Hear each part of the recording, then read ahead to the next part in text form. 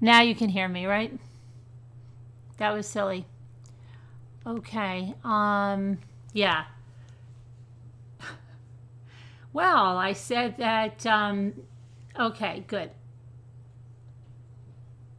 Ice cream bars. So I said, Mandy Hall, how are you? I said hi to everybody.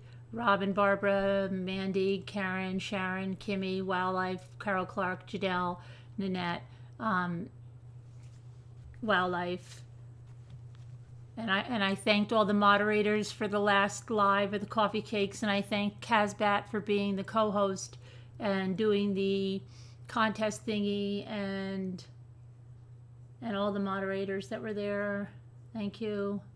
Joe Glover, hi. Wildlife, who did? Carrie Lynn, Karen, Barbara, Astera Fire, Wake Up, Wake Up. People probably think I'm saying Wake Up. White Tiger, you didn't get a notification. Brenda, I'm not muted anymore. Kimmy C. April, Julie T. Danny, how are you? So let's go see what's going on with Frazeee. Because, you know, even Sam Kramer, who, and Deb, if you're here, we'll call in. Well, I mean, email me or do something. Denial of a sketch artist and live reporting seem excessive. See, the media is saying this is excessive. This is crazy, okay? They won't even allow a freaking sketch artist. It's insane. It's insane. Absolutely insane. So let's see what Sam told us, because this is the guy that's got the goods. Okay, so let me go back to the beginning. Okay, so the first thing that he showed was just the courthouse in, the darkness of the morning.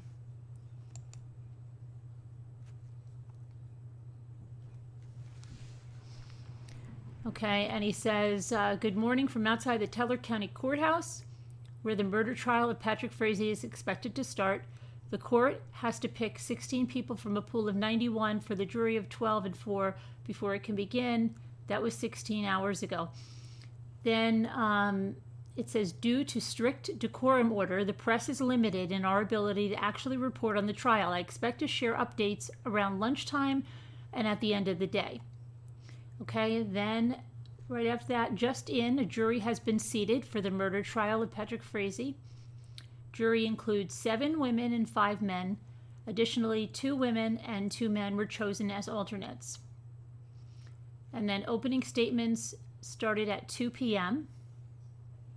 Both sides employed direct questions. Prosecution focused on importance of accountability, leadership, and more. The defense focused on giving Frazeee a fair trial and amid heavy media coverage. That brought a strong collective criticism of the press. Judge Scott Sells said he still expects this trial to be completed by November 22nd, so a 3-week period for this. And let's see.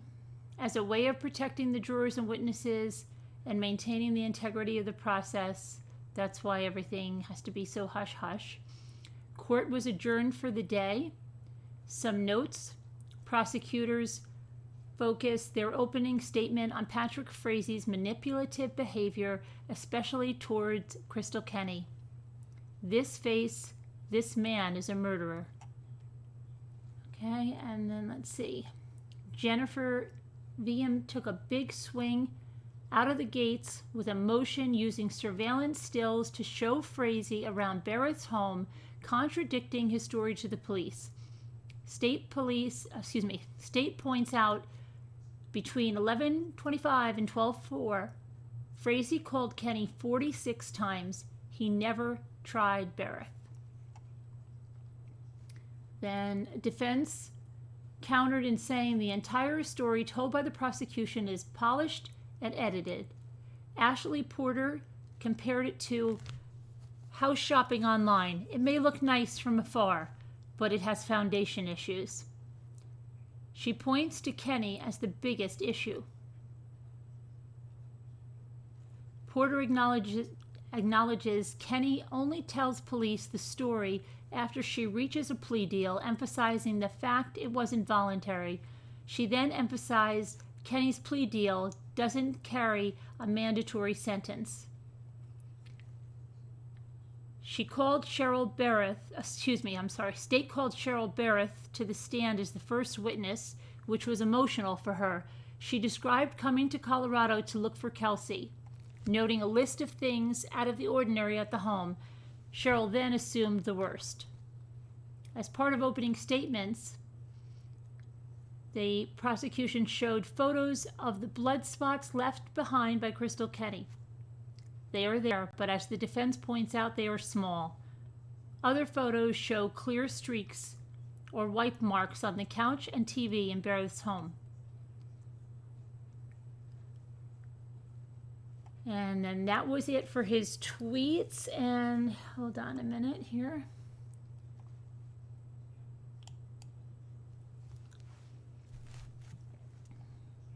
This is so ridiculous to watch it, follow a trial like this. This is just ridiculous.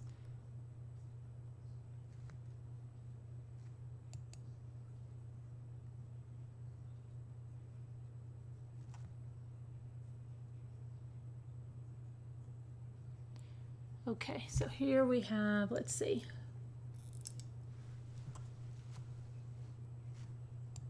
We don't even have, I won't even show you recent pictures. All the pictures Follow Court TV live over the air, uninterrupted, if you're watching television with an antenna. Okay, well. Follow Court TV live. I am a son.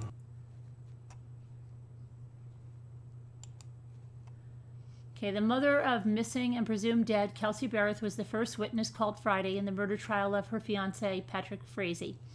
Court proceedings got underway this morning, soon after a jury was seated in the case. Cheryl Barrett struggled to contain her emotions on the stand as she described her daughter's upbringing in Washington State and a lifelong desire to become a pilot. Kelsey Barrett moved to Colorado within a year after starting a relationship with Patrick Frazeee. Kelsey worked in Grand Junction, Falcon, and Pueblo as a flight instructor. Cheryl describes her daughter's relationship with the Frazeee family as never being good. Oh, that sounds not surprising. With the family viewing Kelsey as a hooker because she would arrive at the family property late at night due to her work hours. Oh, that sounds remarkably like another family. According to the mother, the relationship worsened after Kelsey told the family about her pregnancy in the summer of 2017. She explained how her daughter was thrown out of the house and forced to move in with a coworker. Fast forward a year later when Frazeee and Barrett's daughter had just turned 1 year old, and Cheryl Barrett describes her daughter visiting a clinic in California to help address a mineral deficiency. Soon after, Kelsey started working less to spend more time with her child. She and Frazeee continued to live separately. Cheryl Barrett told the court the last time she spoke to her daughter was Thanksgiving morning of 2018, yet their conversation was cut short as Kelsey had to change the infant's diaper. Later that day, she accidentally dialed Kelsey's phone and received a text that she would call back the next day. Several follow-up attempts to connect were unsuccessful.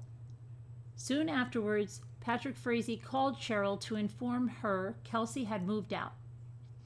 According to the testimony, the mother explained that was odd, as she had heard nothing beforehand and maintained a very close relationship with her daughter. Eventually, the Barrett family decided to contact Woodland Park Police out of concern for Kelsey's well-being. Officers never found anything out of the ordinary. On December 3rd, Kelsey's mother and brother came down to look for her. Cheryl explains finding both of her daughter's vehicles at her townhome, along with all of her luggage, her makeup, and her toiletries. She told the court she immediately noticed Kelsey's purse, phone, and keys were missing. There were other things that were out of place, including baby toys missing from the home. During opening statements, the lead prosecutor explained how Kelsey, Kenny, Frazee's girlfriend, they don't mean this, they have this wrong. It should be explained how Kenny, Frazee's girlfriend, says she was called to Barrett's townhome to clean up a lot of blood. Today's testimony wrapped up with a photo of cinnamon rolls left on the stove that were hard as rocks, according to Cheryl Barrett. The trial will begin on Monday when there will be more testimony from Cheryl Barrett. And the opening statements, let's get those. Prosecutor Jennifer Feeman started strong by outlining a complicated relationship between Frazeee and Kelsey Barrett, who never lived together despite having a child together and living in the same county. She claims Frazeee consistently manipulated those around him by painting a picture of Barrett being a bad mom, an alcoholic, and abusive to their infant daughter Kaylee. As we learned earlier this year, he is accused of soliciting his girlfriend, Crystal Kenny, on at least 3 occasions to kill Barrett. All you gotta do is hit her in the head and put her in the trash can, Feeman says, attributing that to Frazeee. When Kenny refused, Frazeee is accused of telling her, "I guess I just care more about Kaylee than you do. And if something happens to Kaylee, it's on you, Crystal." The prosecution made a deal with Kenny to testify in the case. At some point, we expect to hear testimony about how she feared for her family's safety from Frazeee. Feeman explains the prosecution's case that roughly an hour after Barrett was seen on Safeway surveillance video, she was killed by Frazeee inside her Woodland Park townhome. He allegedly texted Kenny to tell her, "You've got a mess to clean up.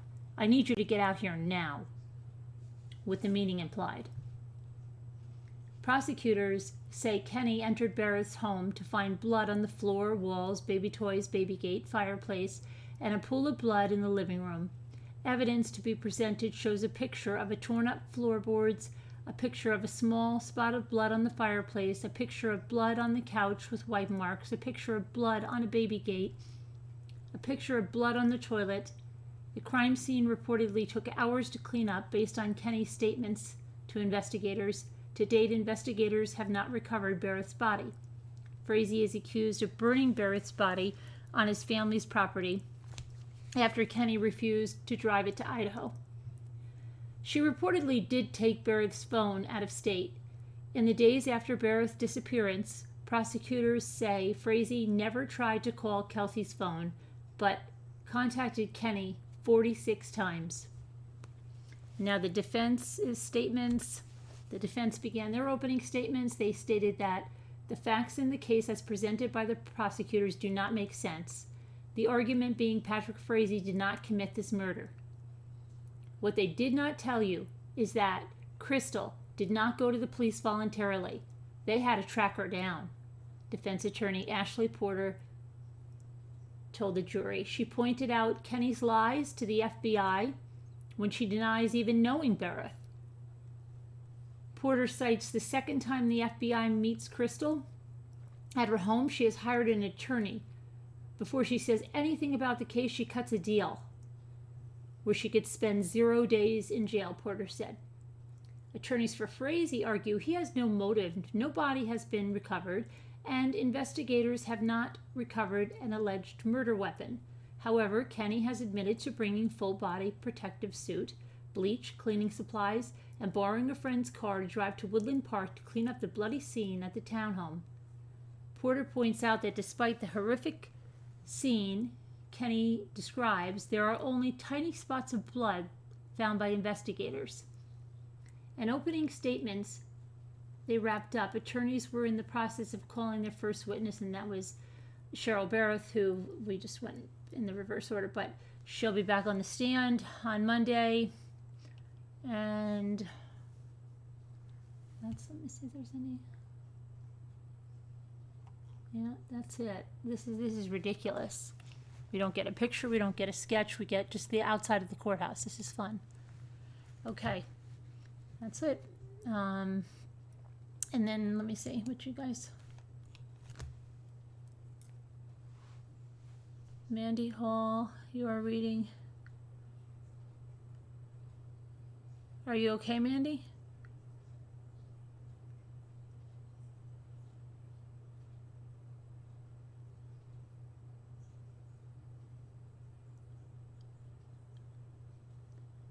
You're watching Texas Love Triangle. Oh, I see. It may not seem like it right now, but I bet you're going to feel like a brand new once you're... Oh, Mandy, you're getting... Yeah, you probably will. Definitely. Hi, Mr. Truth Seeker. Hi, Sam. Hi, Linda. Hi, Karen. Hi, Gigi.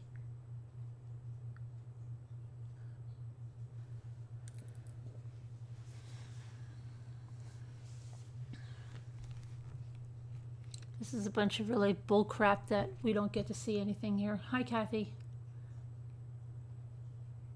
Hi, Tamlin. Hi, Kimmy. Hi, Little Lady Di. Hi, Winter Snow. Hi, Earthbound. Hi, Whisper to Me. Everybody. Hi, Carolyn A.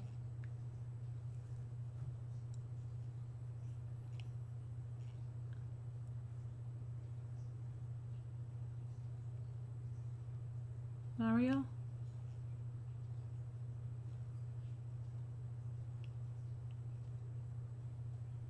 You've been in the courthouse. The town is very small. Several casinos. It's located beautifully up in the mountains. What is the judge so afraid of? Well, we read the decorum order, and it was ridiculous. Now, I don't... It's so silly. I don't... It's not right. It's not right. It shouldn't be right in this day and age.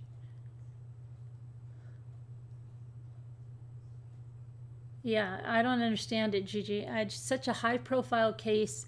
Come on, this is ridiculous.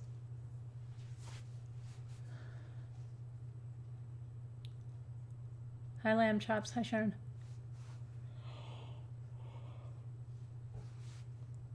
Hi, BE.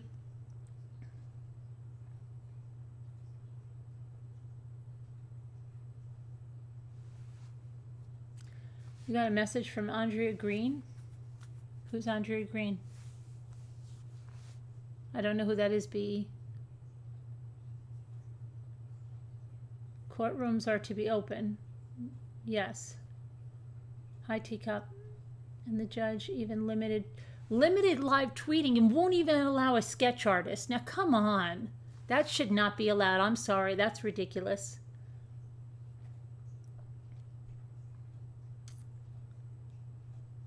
Yeah, I just went over that. Sunflower Brown. I just went over it.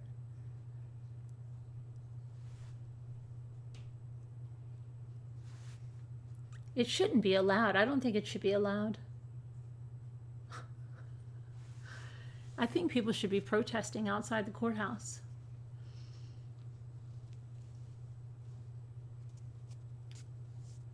Nashville, Tennessee. First time with us, Nashville? Yes. You're watching from your hometown, let me guess. Nashville, Tennessee? Hey, Karen.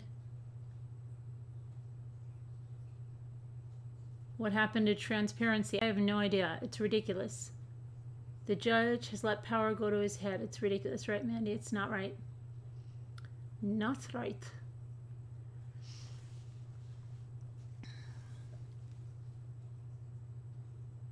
And then the Parkland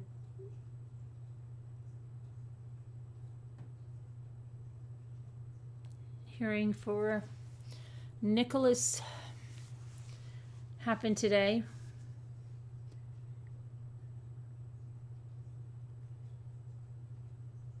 I'm surprised the networks still haven't objected. Well, they did. Sam, who is like I think he's probably the best known member of the media, they just said, he said, come on, they don't even allow live tweeting or a sketch artist. This is ridiculous. You think they're scared it will end in a mistrial? I hear the town is a madhouse right now. Where's Deb? Deb, where are you, Deb?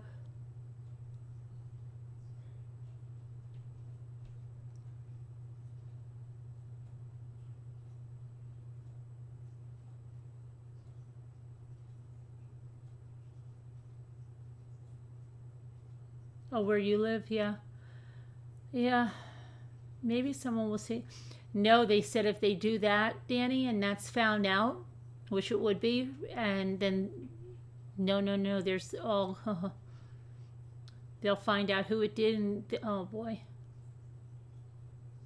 Hey, Katie. I got my flu shot today. I got my blood taken today for my thyroid stuff. She took a plea deal where she could get no time and maximum 3 years, maximum. But she'll probably walk.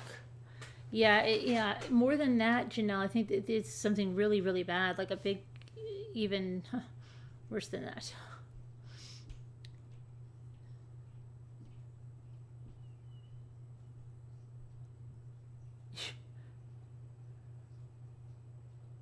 You were watching a video of a microwave? That sounds interesting.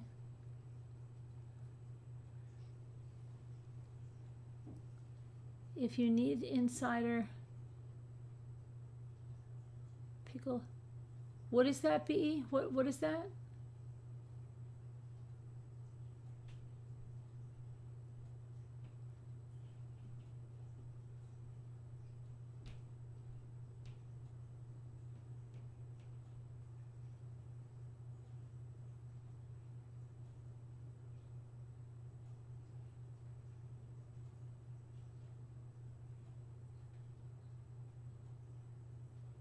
Piketon fan. I'm not familiar with that. Did you want to call in and talk about it? I didn't see, because I was out and about all day today. All day today I was out and about, and then I came home and I had to get ready for the cake stuff. Oh, okay. Did you want to come on and talk about it? Your upper arm hurt like hell after the flu shot? Really, Janelle?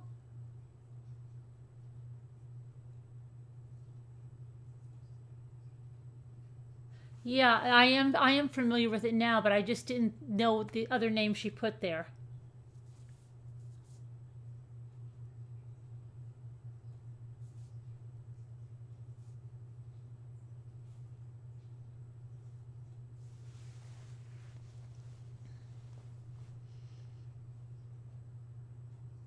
Hi, Jesse. You're way too shy? There's only one way to get over that. Hey, whisper to me. Hey, Teacup. They'd like to hear it. They said, don't be shy. Don't be shy. You don't have to go on camera. You can just talk.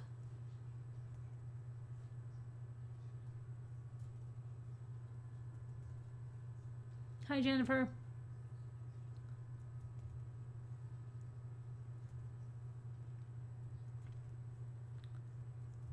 My friend just told me, and his sons, and this new or old.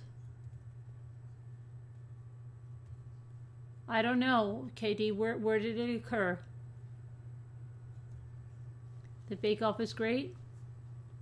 Thanks.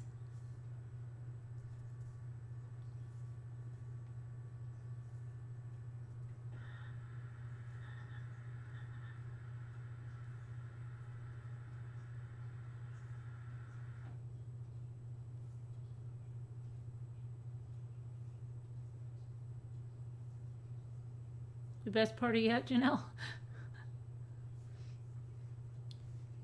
At least we got it in before we hit 21. We're almost there. We're not that late. B, please come in and tell us about it. So many cases, so little time. You had pneumonia 2 times. It's no joke. But I've never had a flu shot. Kind of scared to get it. Really? I'm kind of scared. I'm just of the opposite. I'm scared not to. Oh, it's funny. When they were taking my blood in the lab, I said, can I just, because they said I had to request I said, can I just get my flu shot here? She said, no, I wish I could give the flu shot. So I said, that's so weird that you can't give me the flu shot, but some guy over at Walmart can. And she goes, she was hysterical because like she knows me because I get my, so she says, oh my gosh. She goes, isn't that funny? And I said, yeah, like, how do you go to, she goes, how do you go to Walgreens and get one? And I said, yeah, and they're qualified and you're not, like, you just can't get the shot. And she goes, yeah. And I said, how do you know, like, Larry over at Walgreens really is supposed to be doing that? What if Larry just takes it upon himself and brings, you know, and she goes, exactly. So,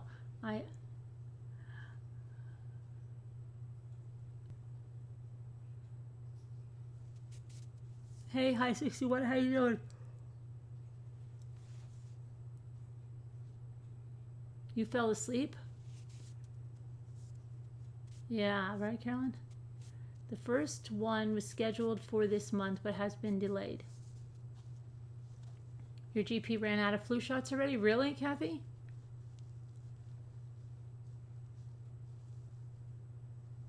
Yeah,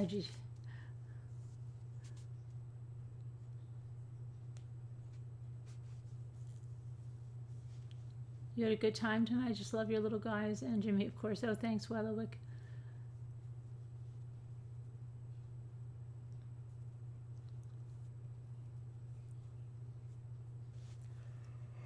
Hi, Bobby Chickadee. Oh, why am I yawning so much? Because I didn't get much sleep, and then I was running around all day. Thank you, Carolyn A. You haven't gotten a flu shot in 20 years, Earthbound? Really?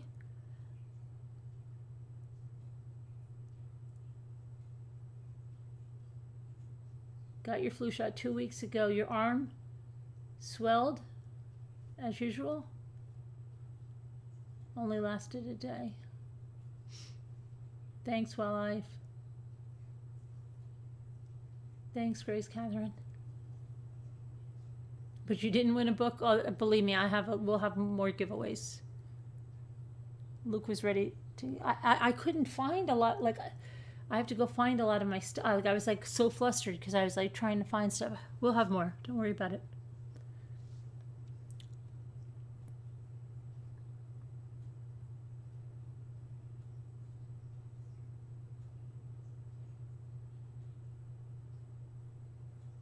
Yeah, the cake was yummy.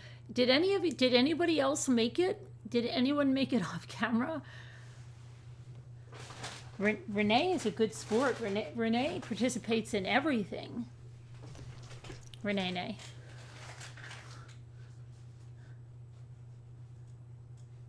Well, what happened to Diana? Diana, what happened? I thought you were going to bake with us. What happened to Carol Lucy? Carol Lucy might not have been able to stay up because we had to... Because Kristen called me today and she's like, you're not going to believe this. I'm like, what? She's like, we lost power with the wind. And she's like, they said it's going to be on at 6 o'clock. And I'm like, oh my gosh.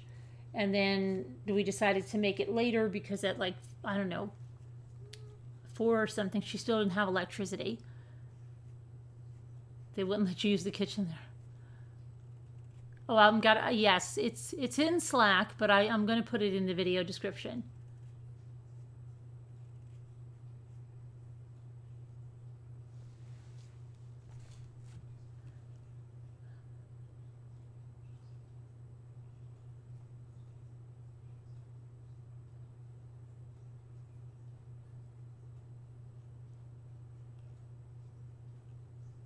Knowing how they choose the strains to include, it's crazy, but that's just me. Bye-bye. What happened to Kathy? I'm home from the hospital. They turned lights in waiting room off before his surgery was over. Doctor said very long surgery. Much more damage than they expected. How did it go, though? Did it go okay? I mean,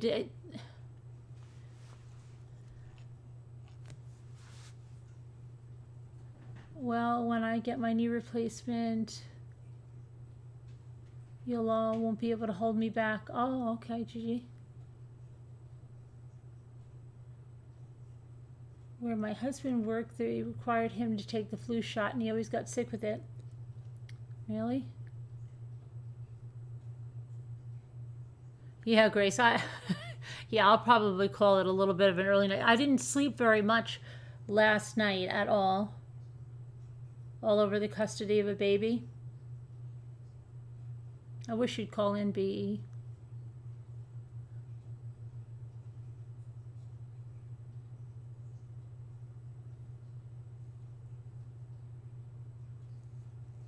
Personal preference. Yeah, to each their own. You have to do what's right for you. No one should, you have to just do what's right for you. BE, please call. Call in, BE.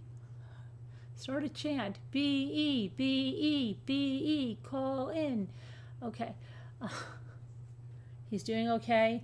Heart is beating good. Lots of inflammation and bleeding. Look like someone who had been on steroids for a long time. He hasn't. Oh, hopefully he'll start to get back to normal.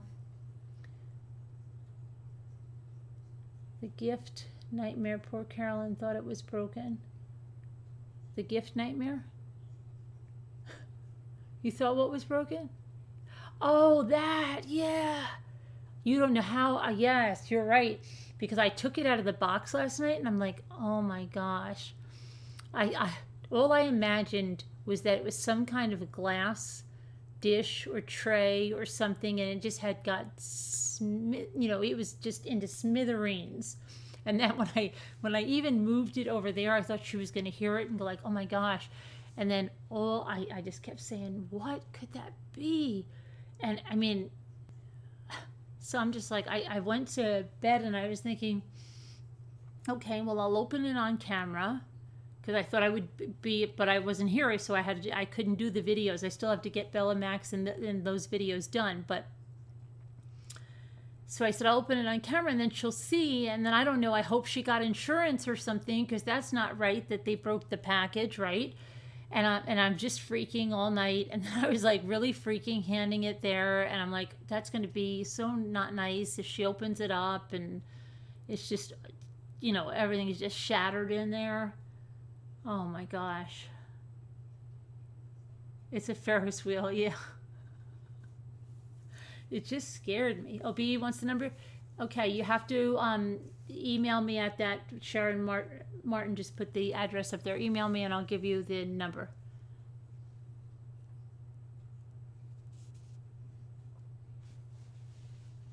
But I was happy that it wasn't broken. No, he's still there, Kathy. He'll be there till, what's today? Friday? I think Tuesday.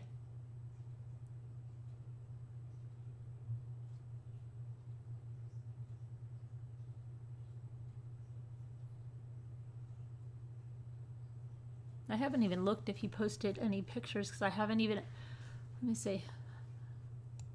I'll check BE, see if she sent me the thing. Yeah. It's been so bad.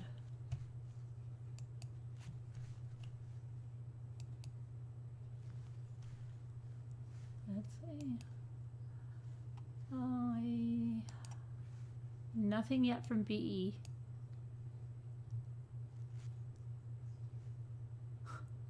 Somebody that wants me to do a video for their electric toothbrush.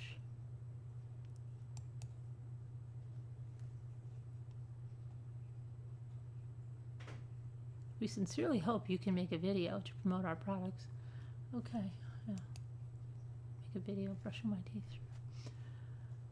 All right, let me see here. I'm still waiting, B. In the meantime, I'm just going to check something.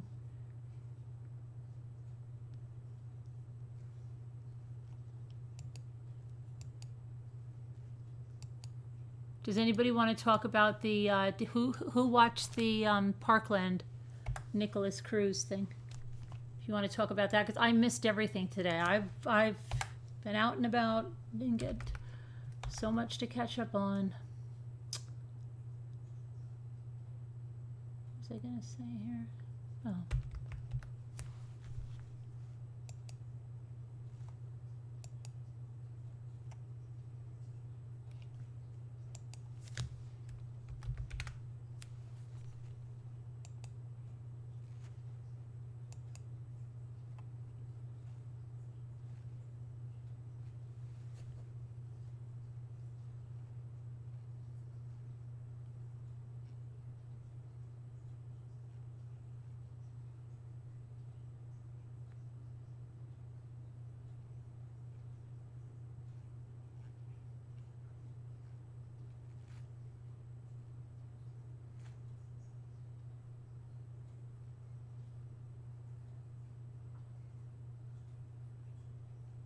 I'm just looking to make sure he didn't get married or something. So far, I don't see anything that's...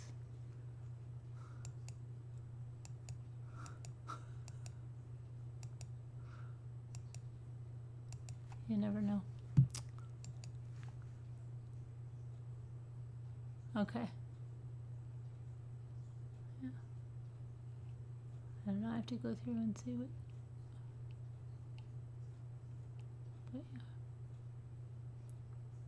Seems okay so far. Okay. Now where was I? Let's see if B called, sent me the thing.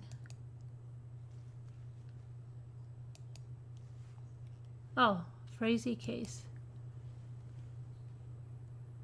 You actually...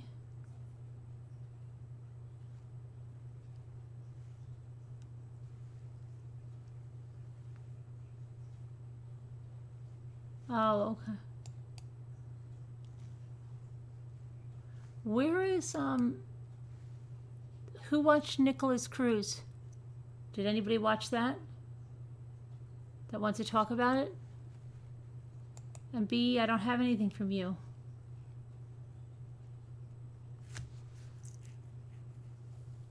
You only saw the preliminary.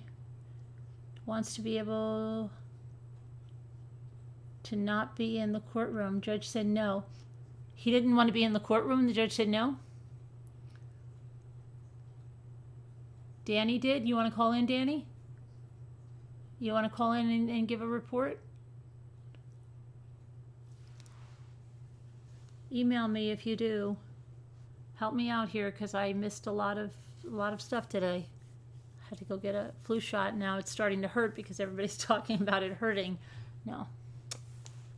I'm just trying to get your sympathy for my arm. Diana, what did you do? Where were you? Where were you? Hi, Maui Chickadee. Hi, Hennessy.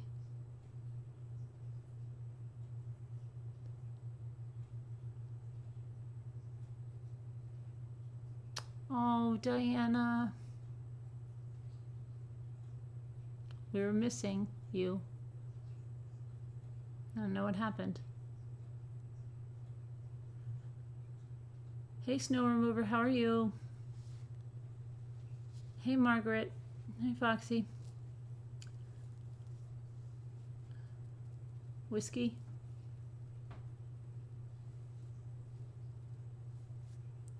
Sharon Martin's calling in again? Okay. Do I have numbers? I mean, emails? The bacon was great, Gigi. I hope it is. Sometimes I think like I would like more of you to take part in it because sometimes it seems like I feel bad that it's like boring for you guys just to sit there. Well, there's not much to report. It was a preliminary hearing mostly about the defense trying to take the death penalty off the table.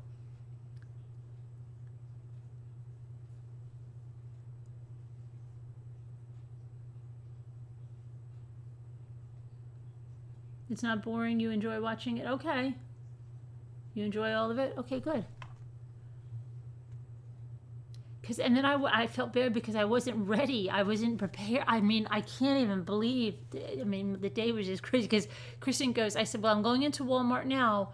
I didn't know how long because then I forgot the 2 pan and I had to go back in. The lines were so long. It was a typical Friday in Walmart.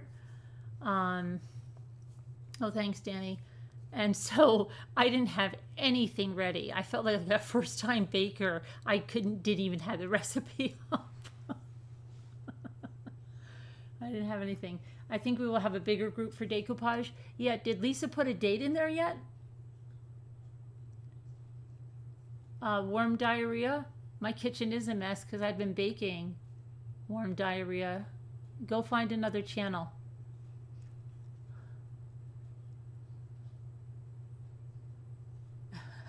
So, yeah, right? I was like, oh my gosh. And remember, Chris was like, have the apples cut up. Yeah, it didn't work out so well. But it all ended up fine, and the cake tasted really good. So it tends to swallow you whole. You just... The start of the trial was mostly lawyers squabbling. Oh, you don't think so? She didn't do it yet, Sassy? I thought she told me that she was going to go in there and just pick a day. Hi, Mooka. Hey, Tree Dog.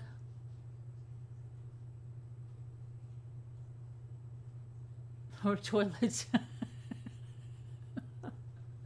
Oh my goodness. Jimmy and Luke were great, especially guitar playing. Name that tune with prizes.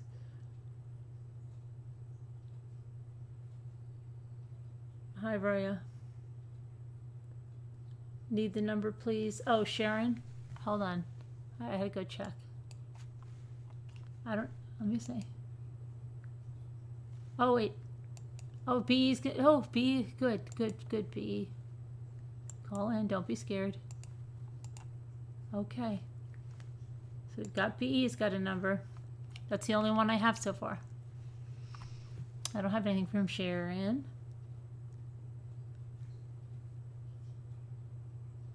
Let me see, where's the chatters? Oh, you want me to send it to you? Okay.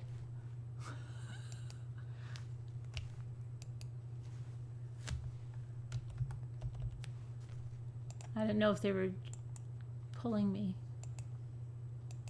my leg.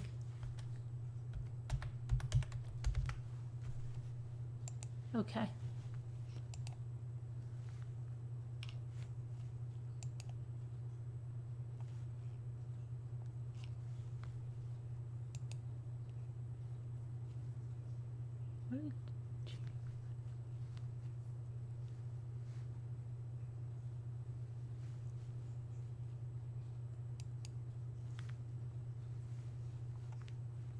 Okay.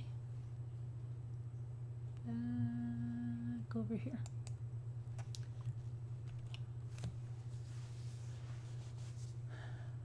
How does that number? The number changes so fast. It's like it's like 300. This like 700.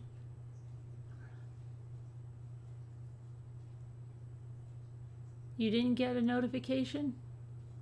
No leg pulling, Janelle? Oh, is that BE? Yes, it is. Hi. Jared, are you a troublemaker, Jared? Are you a troublemaker, Jared?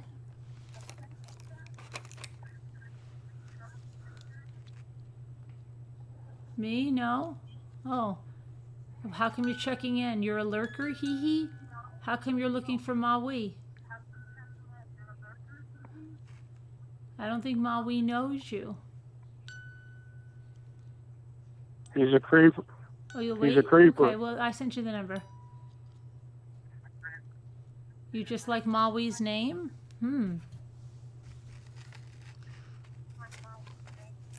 How come?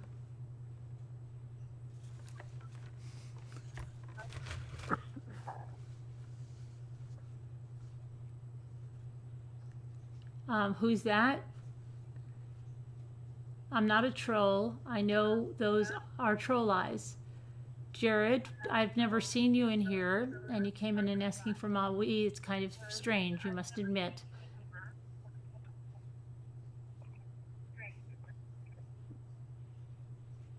I know Maui. He's a troll. Hey, Jeannie. I understand. I got you, right? I'm not a troll.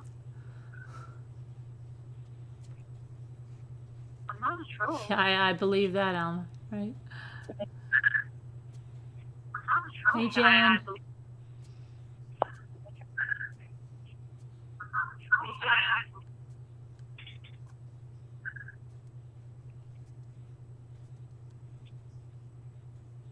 Tell dude I he's wonder stepping on why, my right? time now to leave. I think it's BE, but BE, are you still there? Yeah, tell dude to step off. He's Hey, on my BE. time now. Yes. Hey, Brandy.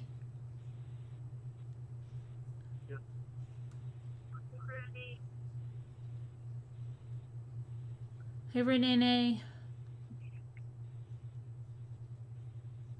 Yeah, I'm here, Mama. Did I'm you here, try your Mama. cake, Renee? Yeah, I'm here, Mama. I'm here, Mama. I think BE needs to mute his YouTube. You can hear him? I can't hear him. You can hear him? I did. I just muted You it. guys can hear him? Okay, wait a minute. There's something wrong then, because I can't hear him. Hold on a minute. I might have shut my speakers off. Hold on. I put my phone on speaker, so I take it off speaker. How come I don't have my... I can't hear anything. Really? I can't hear a thing. Something's with my speakers. Hold on a minute. B, say something, please. Hi, it's BE. How come I can see my speakers going like that, but then I can't hear anything? This is crazy. Hold on a minute. You hear him. I don't hear him. Hang on a minute, B. He has his speakers on. He does, but I don't hear him, though. I don't hear him. That's weird. Let me go over here and fix my speaker. Like, make sure it's on the right thing. Oh, I see what it is. Oh, how silly. How silly. I got it. Okay. So you have to mute your YouTube because we're getting the feedback from me coming out. Just mute your YouTube. Just lower the volume on your phone. If you're on your phone, just lower it all the way down. All right, I got you. Okay, now I can hear you. Good. Oh, boy, that was scary. Cool. So tell us about this case. Well, basically, in a nutshell, I guess, back in April of 2016, obviously there was a really bad custody battle going on that one family felt like that killing and slaughtering 8 people from the other side of the family was the answer to take care of it. And Governor DeWine was even on, because they had no clue forever.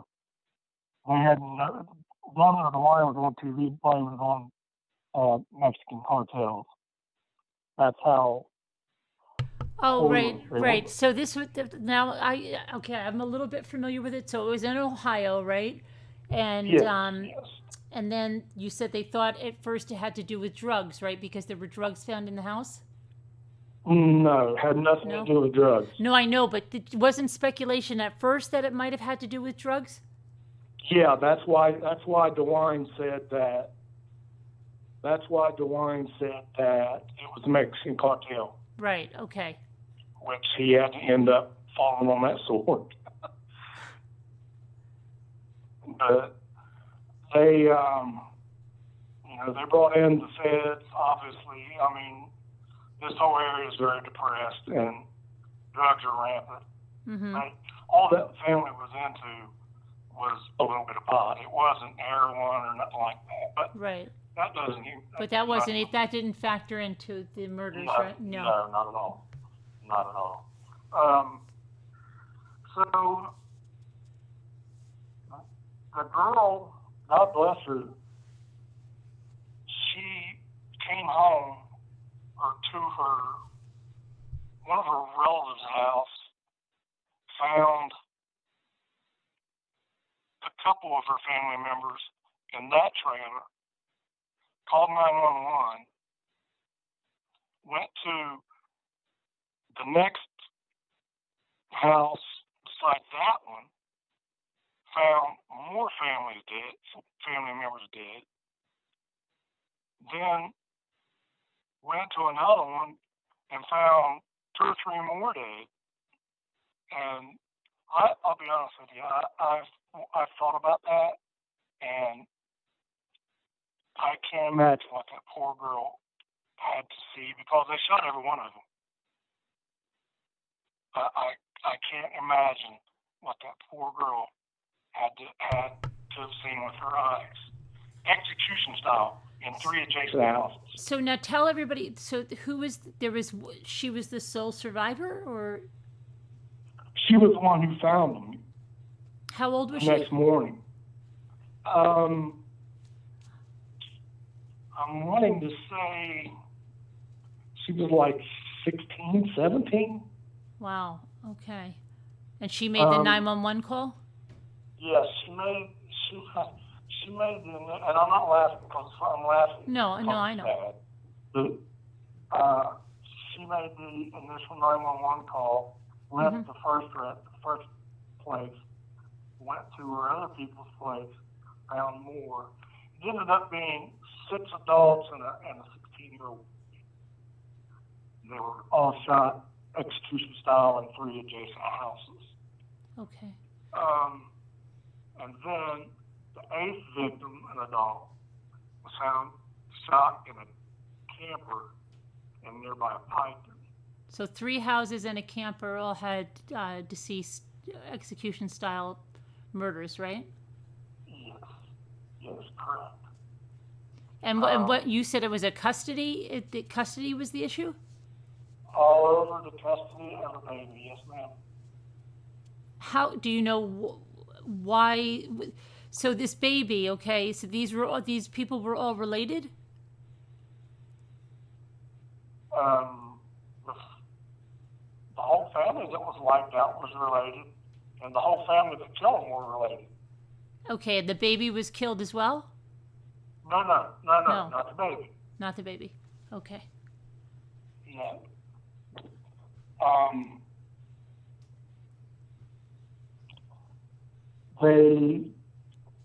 Like I said, it took them, I don't remember exactly now, it took them probably a year and a half or 2 years to even find out what happened. And they ended up catching the family who did it up in Alaska.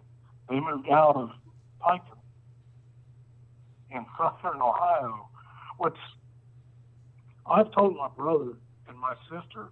Mm-hmm. I honestly don't think that they will ever give them all the death penalty, and all 4 of them deserve it. But it's such a depressed area, and I'm in a different county, which is a little bit more richer. It's their county is in. I don't know if anybody on here has ever heard of the A plant before, or atomic plant, where back in the day they made nuclear. Or whatever. Oh, there's a nuclear power plant there? Yeah. Yes. But they.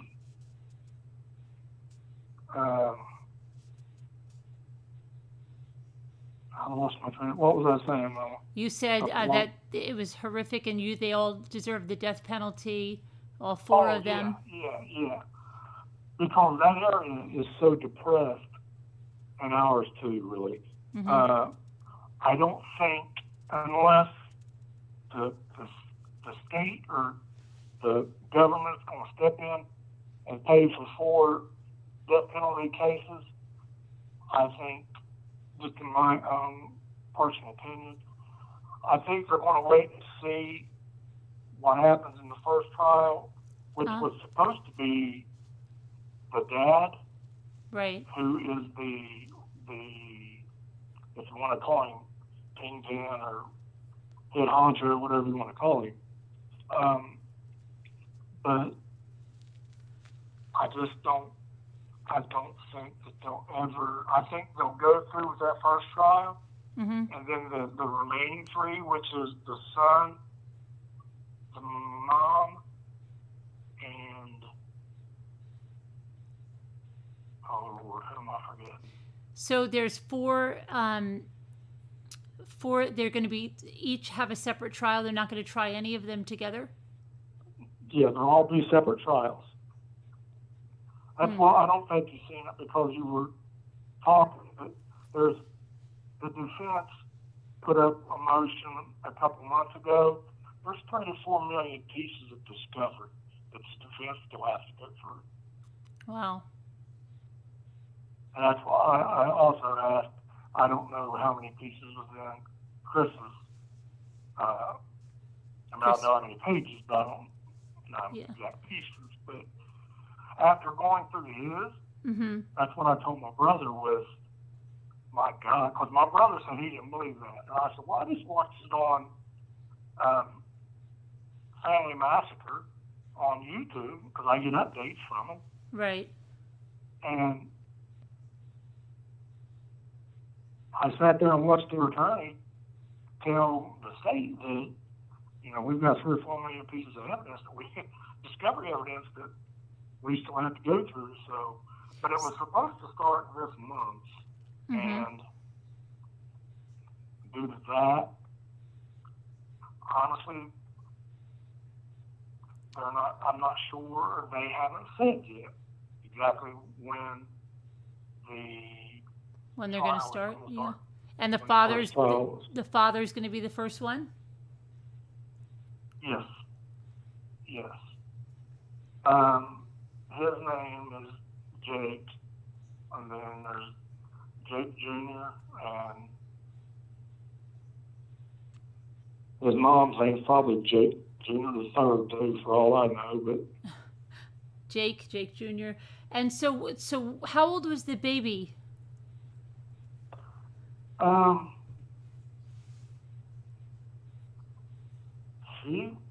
She was I'm trying to think just off the top of my head, because I should have probably got what I had in front of me, but I'm sorry about that. Do you have the discovery for this case?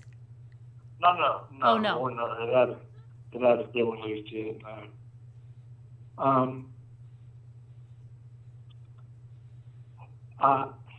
I'm wanting to say under 3 years old,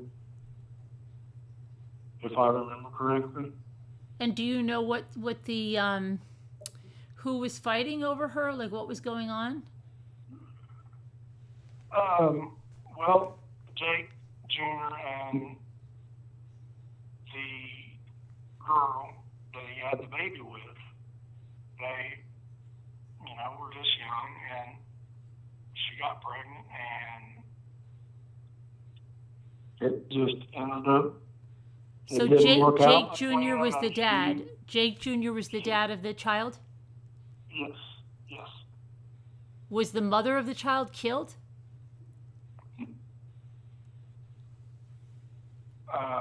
Yes. I see. The mother was murdered. Okay. And the other, there was 8 members all together that were killed, right? There was 8 members, yes. There was, Christopher Roden was 16 years old. Christopher Roden Sr. was 40 years old. Clarence Frankie Roden was 20. Mm-hmm. Dana Lynn Roden was 37. Okay. And let's see, Dana Lynn Roden was 37, Gary Roden 38, Hannah Mae Roden, that's the mother of the baby.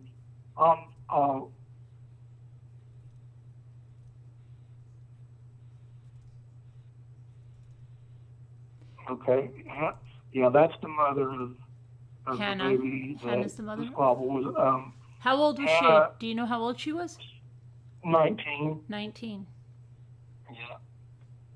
And Hannah Hazelgate was 20. She was the fiance of Clarence Roden, mother of a surviving 6-month-old. Those 7 multiple gunshot wounds to the head. Christopher Roden Sr., multiple gunshot wounds to the head, torso, and limbs. Kenneth Roden, 44, brother of Christopher Roden, single gunshot wound to the head. And the child is where now?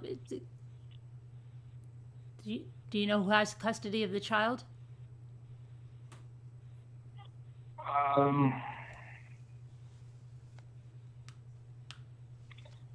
I think the child is. I think they put the baby with somebody from another family member from her side of the family. I think. I can. I'm so sorry for not having all this for you. I wasn't expecting it. Oh, that's okay. No, it's okay. Don't worry. And everything. But it's going to be really nasty. I mean, I know that. But. Yeah, I mean, I've heard. I haven't studied it extensively. I mean, I've heard bits and pieces of it. It is one that I would like to go in and get the facts with, and because it does sound like horrific case, and you want to see some justice done there for the victims. But that sounds crazy. Like, I mean, why all those? I don't know. And did they have a way to get what was the plan? Were they making it look like it was a cartel murder or anything like that, or that? I don't know if that was their plan, but I'll tell you what, they would do really well in Mexico. Because they had everybody buffaloed. I mean, everybody, including the governor. The bodies, they were discovered by a girl named Bobby Jo Manley, which she was the sister of Dana Roden, which was a victim, and she came to feed the pets at the homes. Right. And she called 911 because she found 2 bodies inside the home. Before they arrived, she discovered 2 more bodies in the second home of the property. Her brother, James Manley, went to check on their sister Dana and discovered the 3rd crime scene where the police found 3 more victims. And they found the 8th adult male at the camper. Crazy. And how did they catch? Do you know how they were caught? When they left, now this is just what I've seen on the news. What put the red flags up for law enforcement was not very long after it happened. See, that family, not the Roden family, the Wagner family, they got money, and they got lots of it. That was the other reason I told my brother that I don't think that they'll ever in this world get death penalty convictions again. Because it's a real small community, that family's got money, it's hard to find 12 people. But that's just my personal opinion. Right. But what sent the red flags up was not long after it happened, they after living around here for 150 years, having very successful businesses in little communities there of Piketon and in Waverly, moved to Alaska. Just boom. I mean, out of nowhere. So heads started turning, and not long after that, it was on the news that they had been arrested in Alaska and were bringing them all back. stand trial for this massacre. I mean, it's basically all you can call it. Mm-hmm. And the baby was 3 days old. I'm sorry. Right. A 3-day-old baby is how old it was. The baby was 3 days old? Only 3 days old? 3 days old, laying beside the mother that got killed. Wow. It's crazy.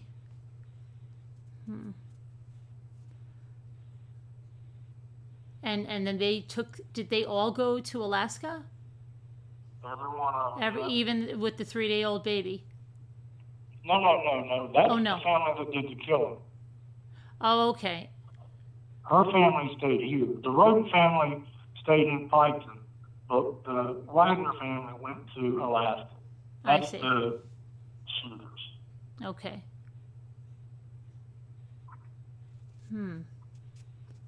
And they're all in custody now? They're not out on bail, are they? No, they're all in custody.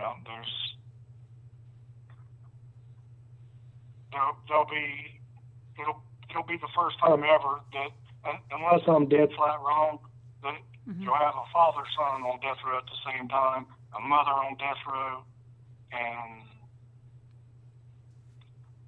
somebody else. I'm just forgetting them. Yeah.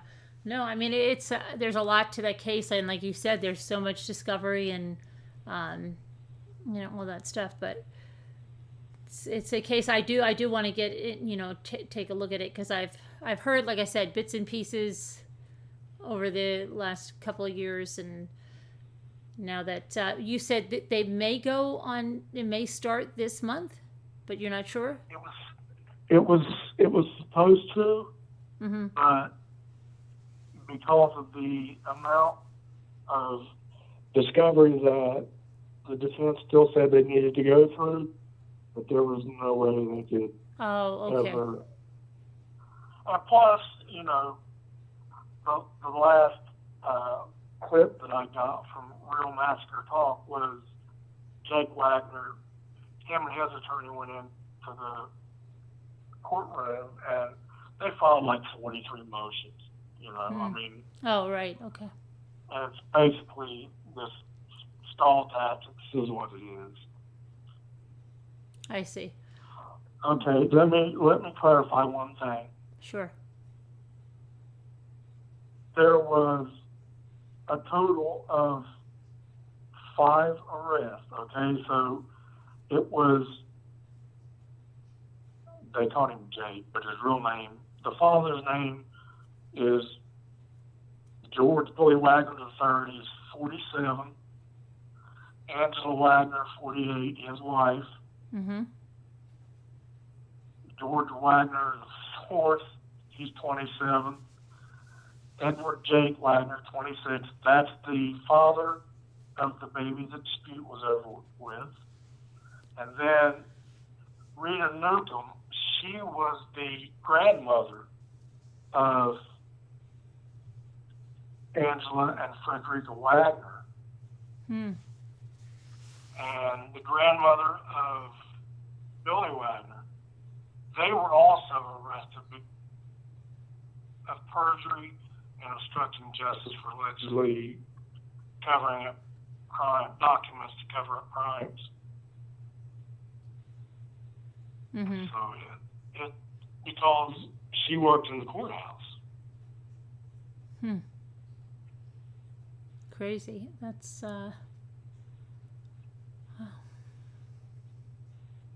So somebody said that it was pushed back. It might be pushed back a year. Frilly Farmhouse, he said it's pushed back a year.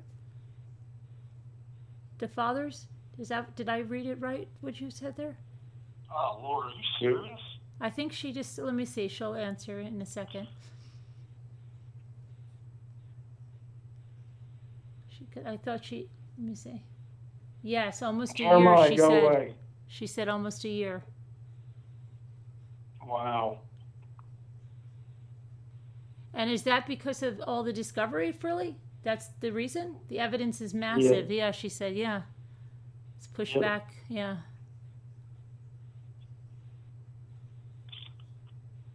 See, I hadn't even heard an exact time frame like that, but that really stinks. I was looking forward to going and yeah. Well, I guess now that it'll be another year. So, I mean, it happened in 2015, so it's already 4 years. April of 2016. So Oh, April of 2016. Okay. Well, still, yeah. Be 3 years next April. Or No, it was already 3. Yeah, so it'll be 4. It's going to go on 4. be 4 years. Yeah, 4 Yeah. years. I'm sorry. No, that's right. It'll be 4, and then it's going to be a long case. But sometimes they're like that. Like Timothy Jones was a long time going to trial, and we just had another one that was a long time. Right. Right. I mean, it's sometimes they take a long time. Sometimes they're like Frazeee, and they're there like before even a year or so. I don't know. But it'll give me time to look into that case because I have wanted to do it. To look into that. Yeah. They found evidence of drug business, and now Frilly's saying that they found some drug and cartel business.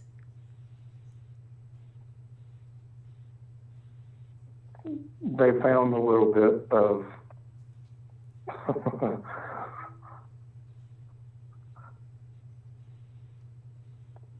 Of drug business? it didn't have anything to do with drugs.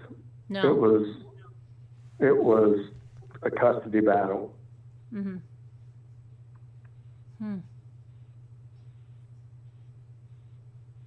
Because they also have cockfighting in there with it.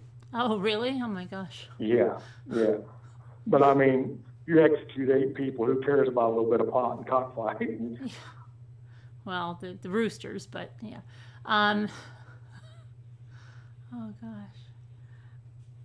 The winders killed the rodents. Yeah, right. Murder did not have anything to do with drugs. Yeah, he said it didn't. It was custody, right? Is that that's what you have to do? Yes. Yeah. Yes. Sounded like the baby daddy was much older than the mother. Yes. Yes. Well, he's 26 now, and she was still underage. Yeah, 19, or did you say? It's a very crazy case, Yeah. really. Yeah, sounds like it. Yeah, I'm not a pot smoker either. Alma. I'm not a drug dealer. No, that's good. That's always good. That's a positive. But yeah, no, I mean, that sounds like just nuts. And the girl that did that found them and made the 911 call. Where was she? You said she was going there for what reason? And to feed the pets.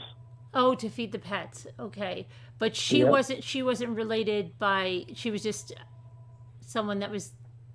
She wasn't related to them. No. Yes, she was related. Oh, she was. Every one of them. She was. Okay. Yes. Huh. Yes. Interesting. So.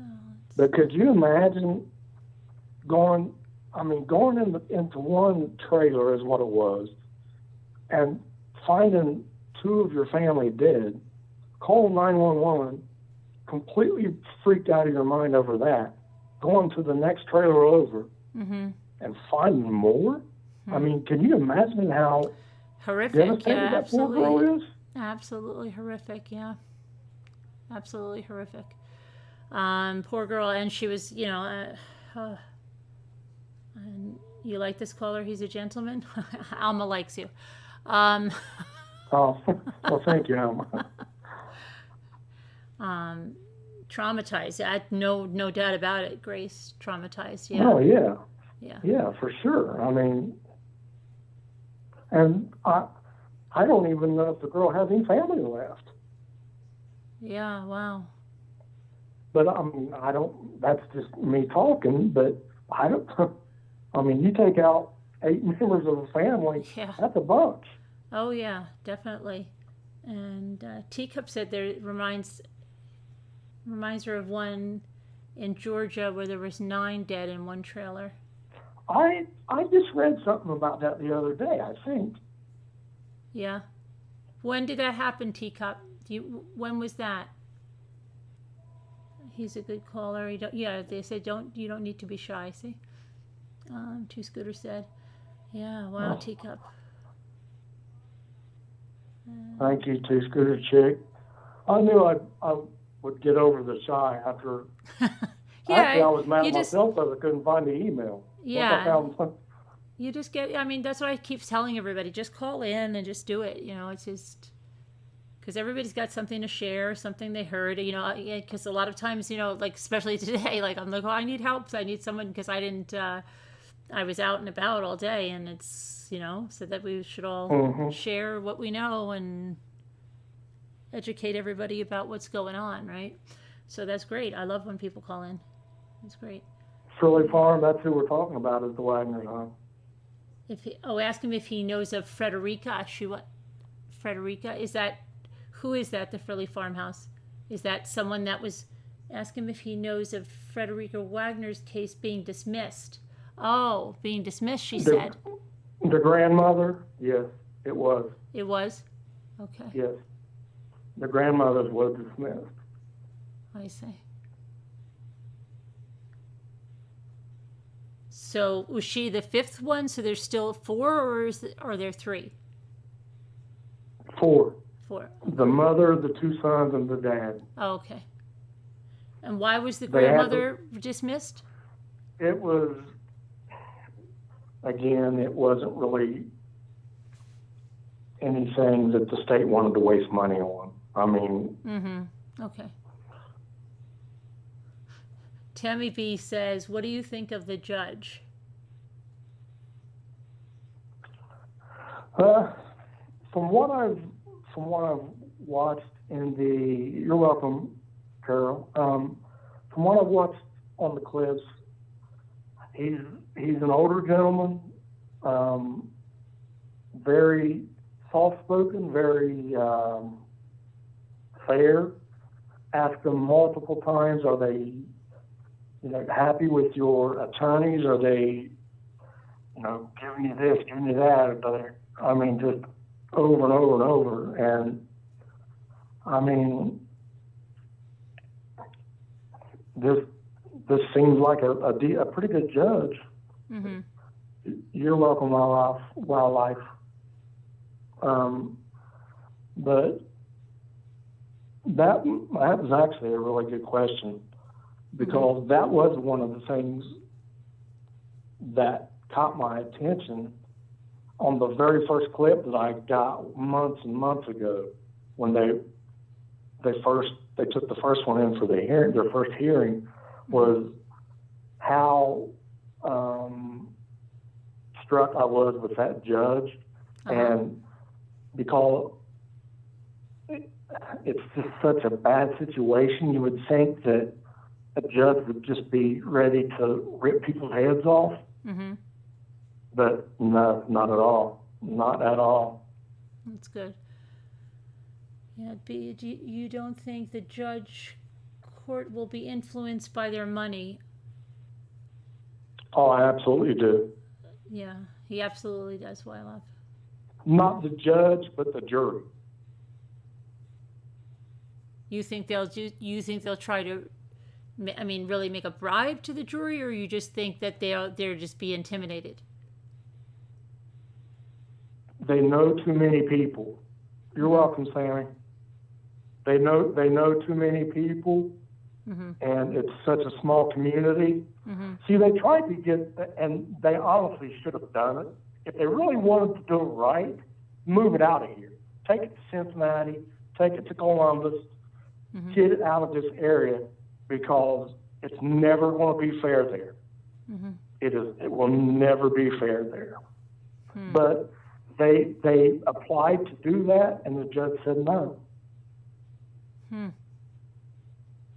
So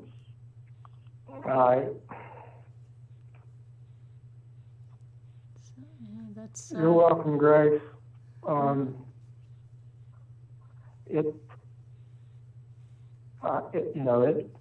devastated a bunch of people. I mean, definitely, yeah, definitely. And it wasn't like,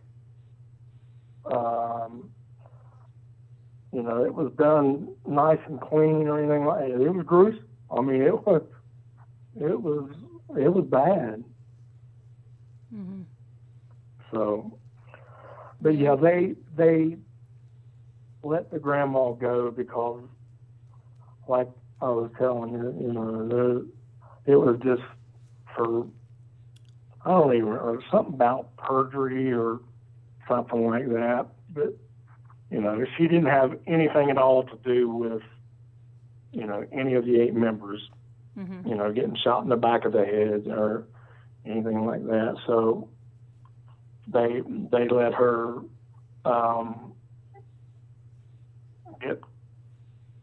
threw her stuff out, and and then I seen on the news, and not too long after they let her go, dropped charges against her, Jake, the son, the 26-year-old dad, he had a hearing that came up, and she went into that courtroom.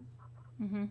I kid you not, it's not a funny situation, but if you could see what she looked like she was dressed in all black, and you would think it was John Gotti walking into the courtroom. Oh. She looked like a grandma OG for real. Yeah. I kind of chuckled under my breath, and I'm like, wow, you're welcome, Flower Girl. Mm-hmm.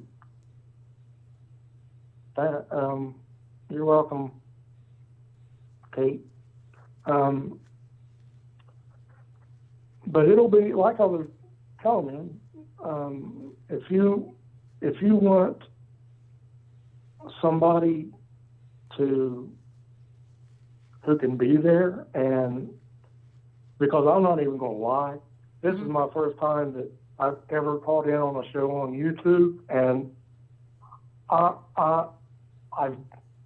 I'm subscribed to a few other people, but I've only been on this YouTube, I call it Underworld, for about a month. Yeah. And I can't take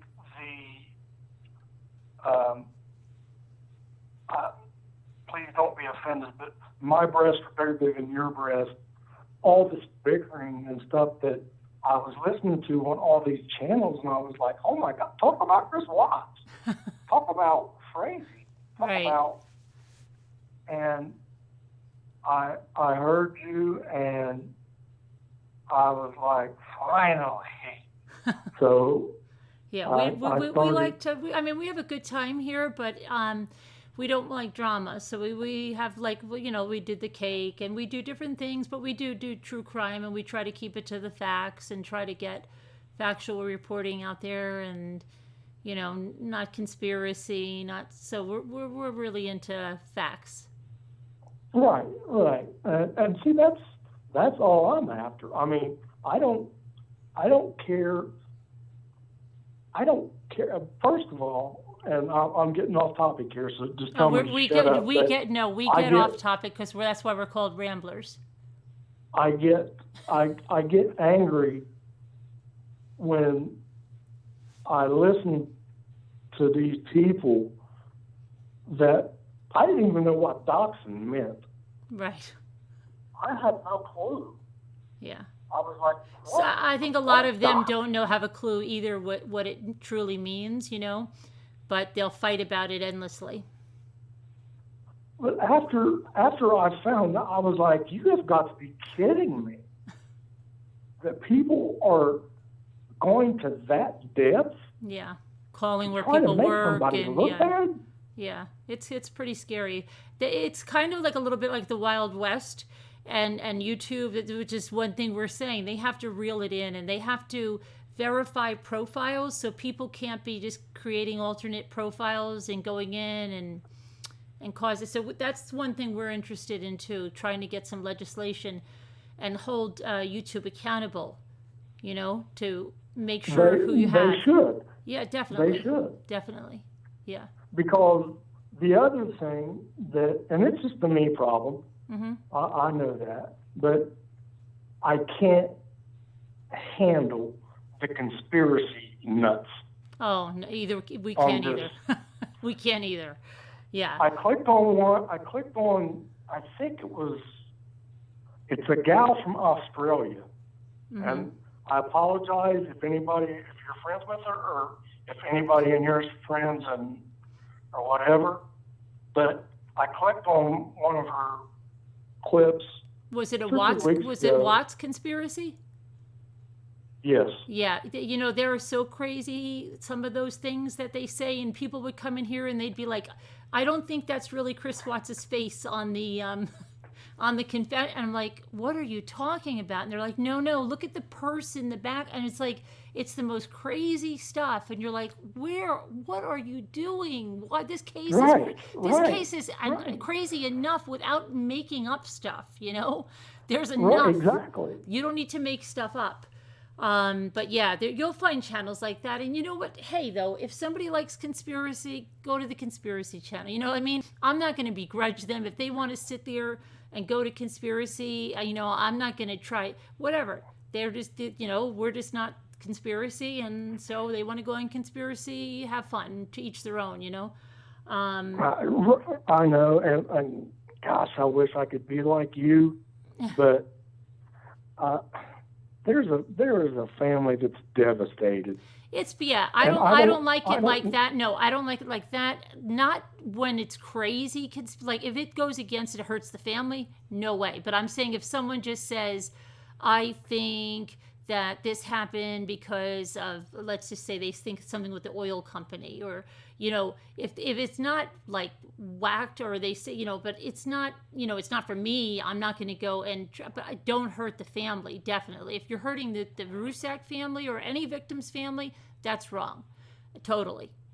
And I had forgotten what that person's name was on YouTube, and a couple nights ago I clicked on a clip again, and funny that you mentioned an oil conspiracy, mm-hmm. because she said that her husband was a volunteer firefighter, mm-hmm.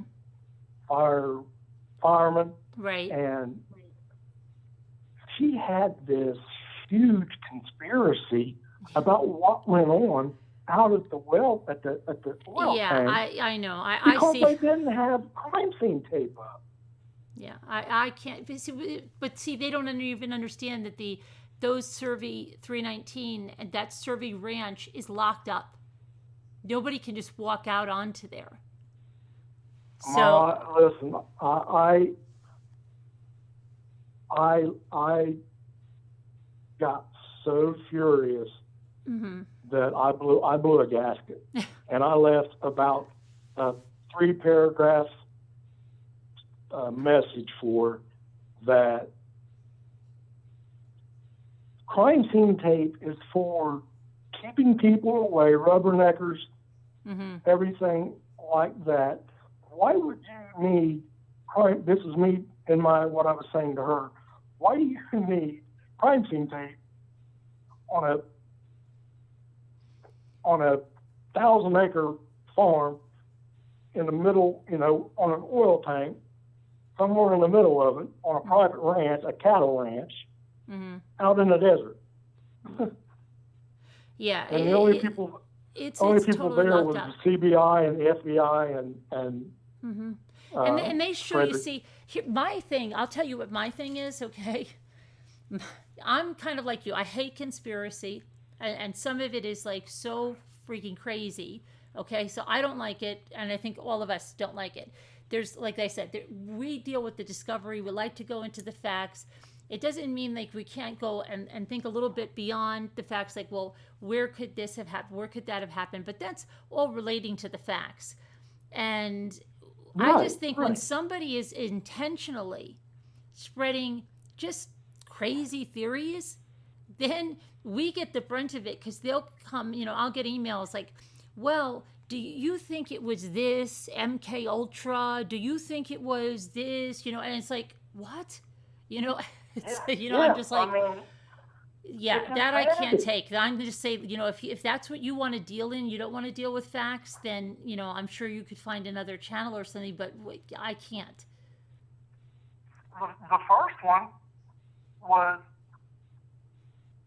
she had this big conspiracy that wasn't Chris Watts that pulled up in front of the house that day. Oh, I've heard you don't even know the crazy things we've heard. I mean, it's nothing new. I mean, and those creators, I think, are just doing it. I mean, I don't think they truly believe that. I think they're just doing it for whatever, just the craziness, maybe views. I don't know what's behind that, or maybe do they really think that? I can't imagine.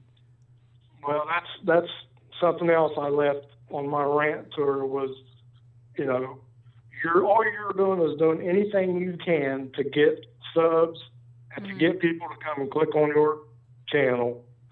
But I told her, I said, I got a 1,000-acre farm, pile full of horse, SHIT. I know maybe it might be a cover-up, it might be chocolate if any of your viewers want some of it. And then I let it go. So yeah. You can't, they're never going to listen. You know what I mean? They're never going to listen. No. They're not. And it's like, that's what I'm saying. So life's too short. Just,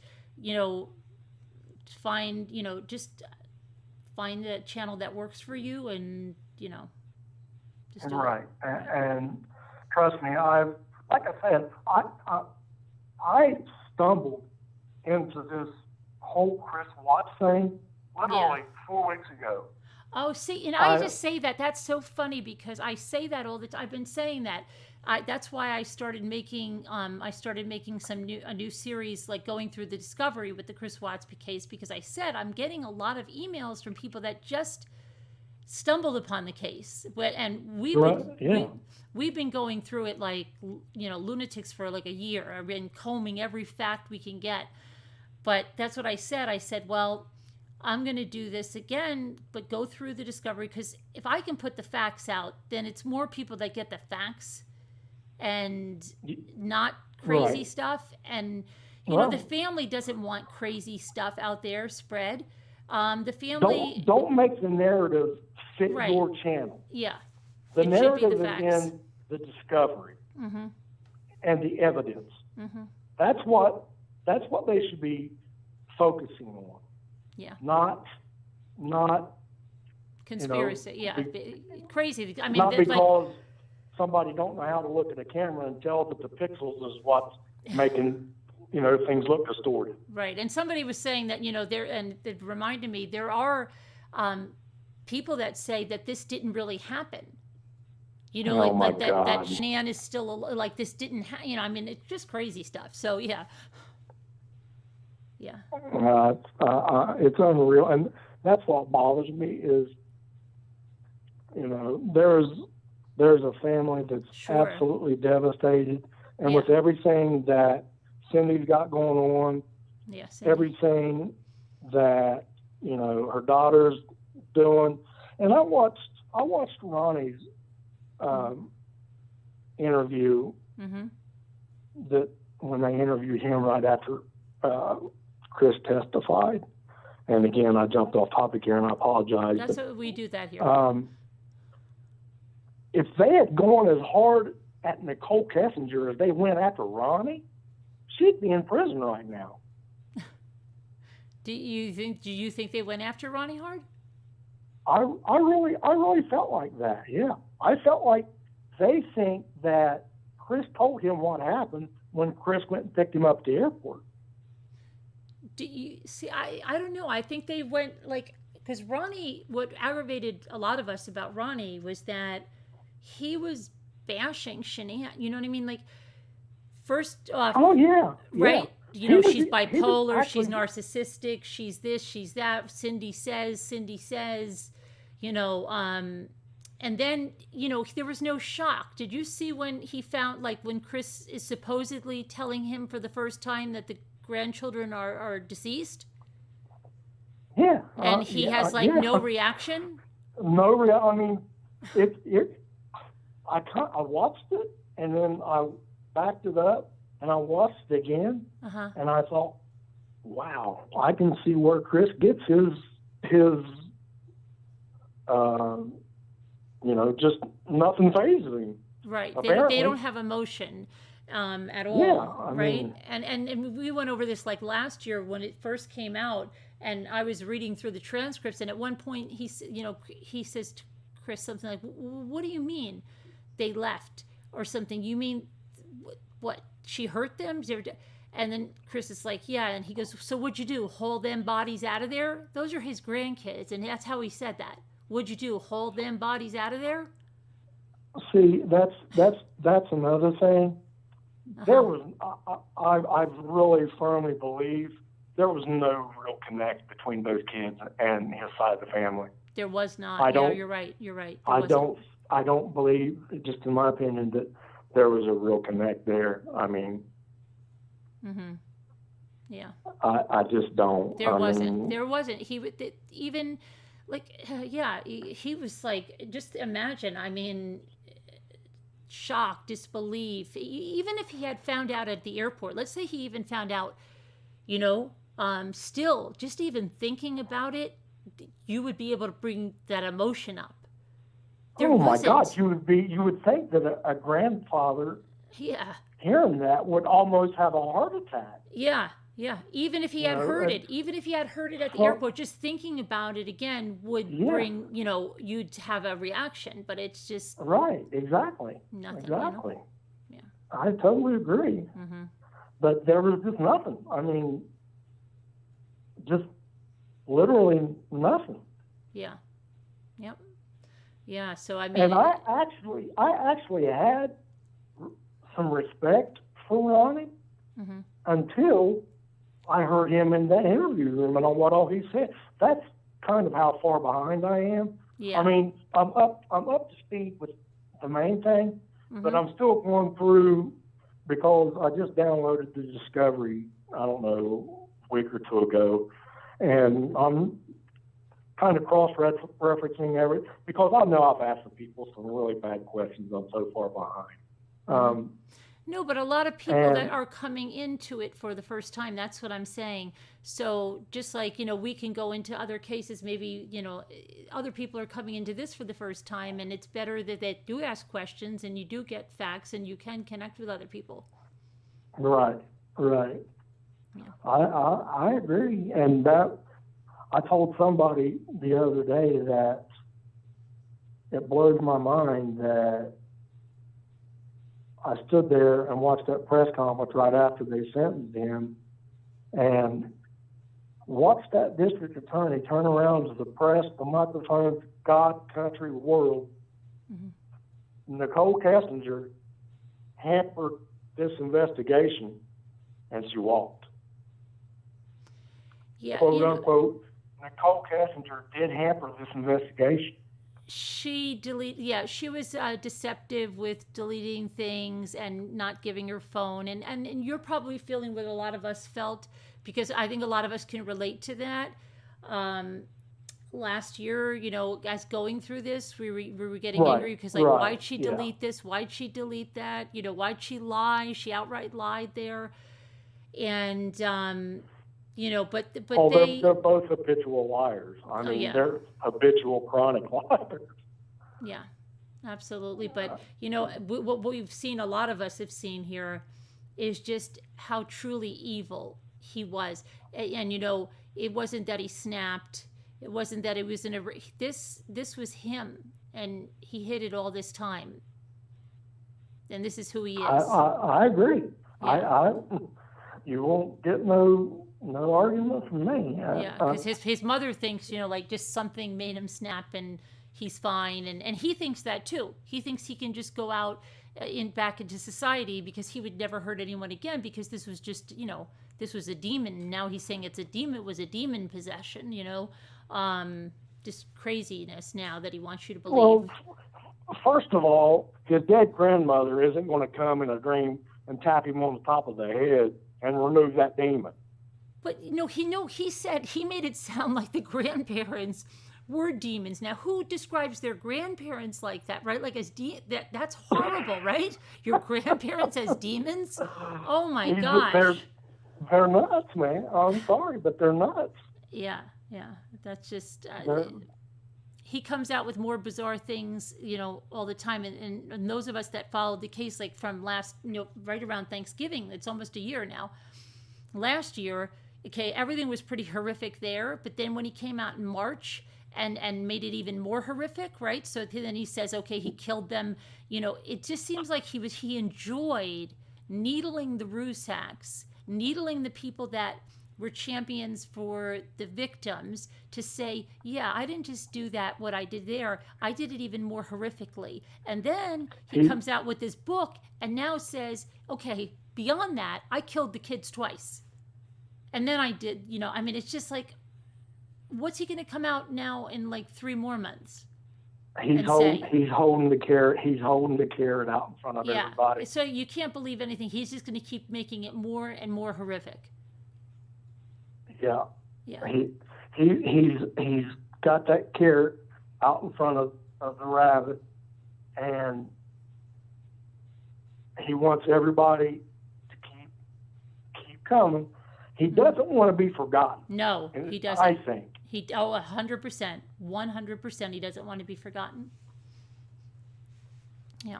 I firmly believe that. And to be honest, that would be the best thing for the whole bunch to do. Go free. I mean, even if it's not real, just act like it and be quiet. Mm-hmm. Yeah, but they're not. They're not going to, because they're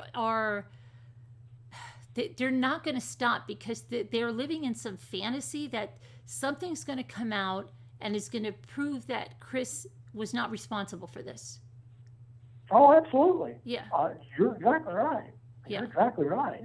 They've tried everything so far. They blame Shanann. They blame demons. They blame, rage. They blame this. They blame that. And there's a lot of people out there, it's scary, believe that stuff. And they were bashing Shanann, bashing the Rusaks. It's crazy. They blamed his attorney at the sentencing. Oh, she was but that she couldn't meet with him. She had to stand behind a wall. It's like, well, Cindy, he's in prison. He killed his family.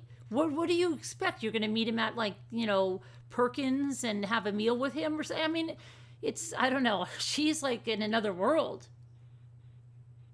She really is. Yeah. She really is, and that's what's so frustrating about it, is just be quiet, Cindy. That's all people are. If she had just shut her mouth, people would have felt sympathetic to her. That was her thing. She had to come out. Exactly. I mean, immediately. First Ronnie is doing it right in the interrogations, right? Saying that, my wife said Shanann. And then he lied about the picture, right? He lied about that doll picture. Total lie about it. And then Chris is like, that's where you can see Chris's evilness, because he knew that she didn't take that picture, and he just went right along with it, right? She thought it was funny. Right. So yeah, Chris, but he plays a little boy persona, but he is really such evil that it's become very apparent, just how evil he is. But then they go on the news and they're slandering her again together. Then she does another one where she slanders her separately. Then after all this time, I know I was getting stuff from their PR person saying that I had my facts all wrong, that I didn't know about Shanann, and they wanted to educate me on it. And I was like, no, that's okay. I'm good. And they you've got your proof from the Weld County DA's office. Right. And they wanted just to go ahead and say, oh, you don't know, Jamie didn't lose she sent those invitations and all that stuff. And I was like, why do they even have to bother with me? Like she said to me, the first message, you don't have your facts straight.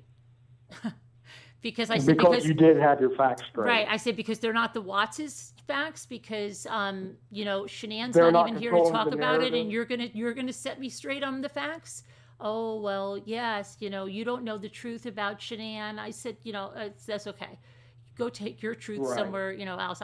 We're not, entertaining that.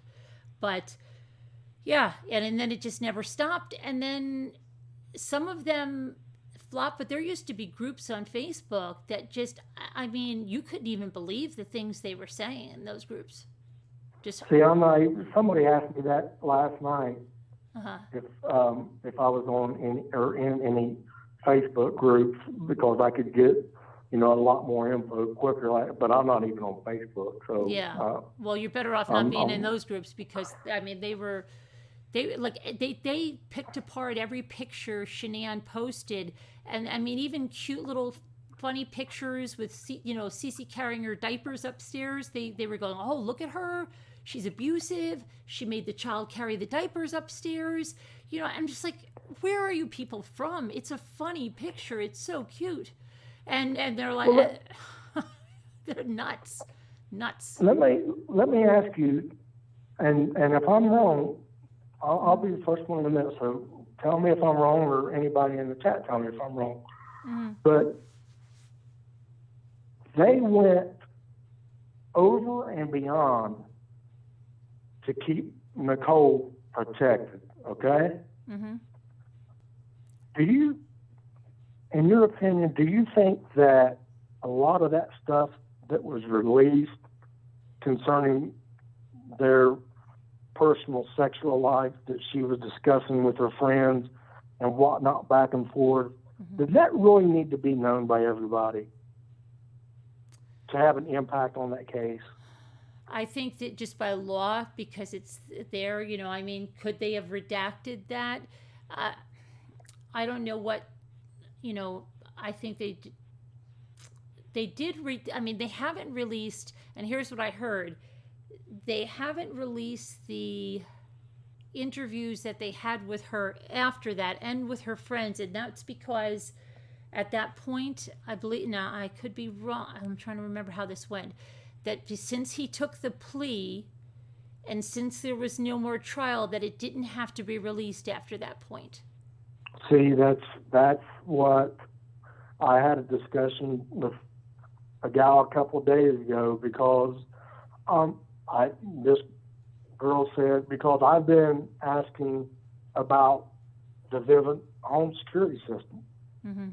And this girl replied back that they have different packages, and she said that their package didn't have video on the inside. Yeah. See, that was oh my gosh, that was a huge thing that happened like last year, right? There was such a huge thing. The people didn't understand that there were different grades of packages you could get with the same so something came out and someone said, oh no, everything was videotaped. And I was going crazy because I was saying, no, look at the discovery. They didn't have that. They had sensors for the doors.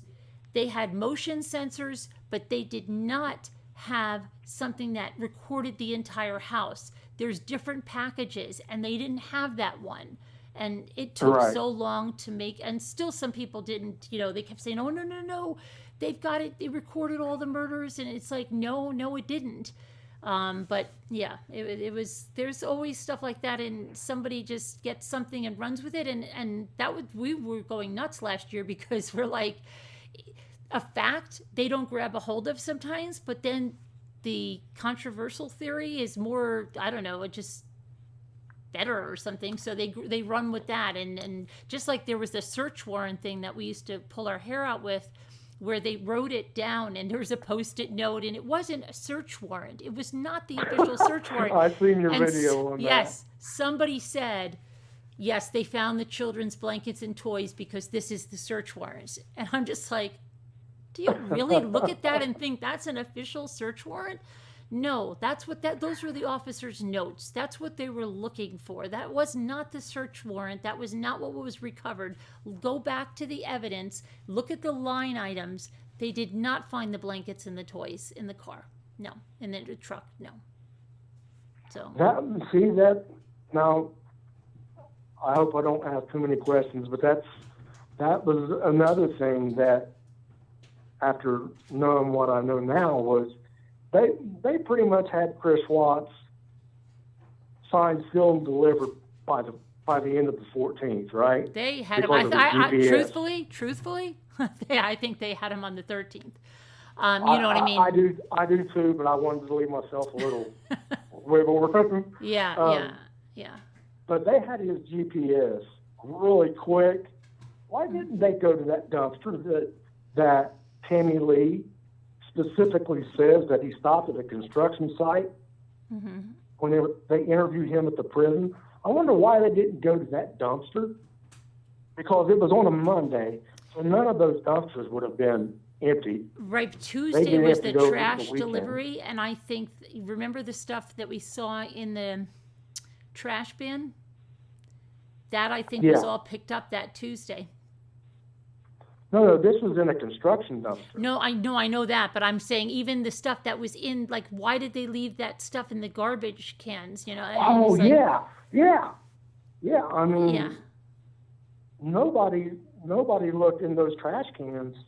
Well, they did. He did. He looked in there, and there was, there were a child's doll. There was a sippy cup thing. You know, there was stuff in there. There was, like, it looked like a Mylar blanket. Like, why would they not have gone into it a little more than that? A blanket, right?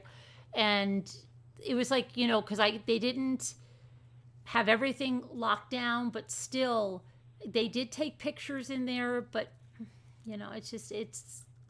What? Well, didn't they find the sheet and the Bella and the pillow? Yes, they found that in the kitchen garbage. In the kitchen garbage, it was the sheet. Was the flat sheet, the fitted sheet was at the oil site. They found the pillowcases and the flat sheet in the trash. On the 14th? I believe it was the 14th, yes. 14th, and then the 15th, the 14th, let's see, the 13th he spent the night at the house. He did a lot of cleaning. The 14th they started putting him under surveillance. Right. That night of the 14th, they questioned him. They told him, please don't go back to the house. They did not let him go back to the house. He spent the night with Amanda and Nick Thayer. Okay? He never went back in that house. The last time he was in that house was during the day on the 14th. Right. What would make that goofball ever think that he could just throw them in that kitchen trash can like that and they wasn't going to be found? Because I think I think he thought he was going to have time. He didn't think that Nicole, or that's, you know, I mean, I don't know what he was thinking. I think he just thought, okay, well, I'm going to call the school. It'll all be good. I'll take care of that, you know, and that's it. And I'll just say that, you know, I'll come home. And I think he was going to dispose of her car, the purse, you know, the kids' car seats, and then just make it look like she had run off.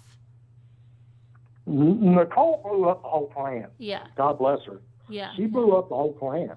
Absolutely. And it's just he would have gotten caught anyhow, because like we just said, they had him signed, sealed, and delivered by the time the 13th was ever. Yeah, they put him under surveillance on on the 14th they were already watching him. And, you know, when Coder said, when he finished that interview, come back for the lie detector test the next day, I don't want you to go to the house. Please don't go to the house. You know, we're going to have people there. Right. They did not want him in there. They knew he did it. They knew it. They knew from the rip. I mean, my goodness, how could you? And I'm not even basing it on his.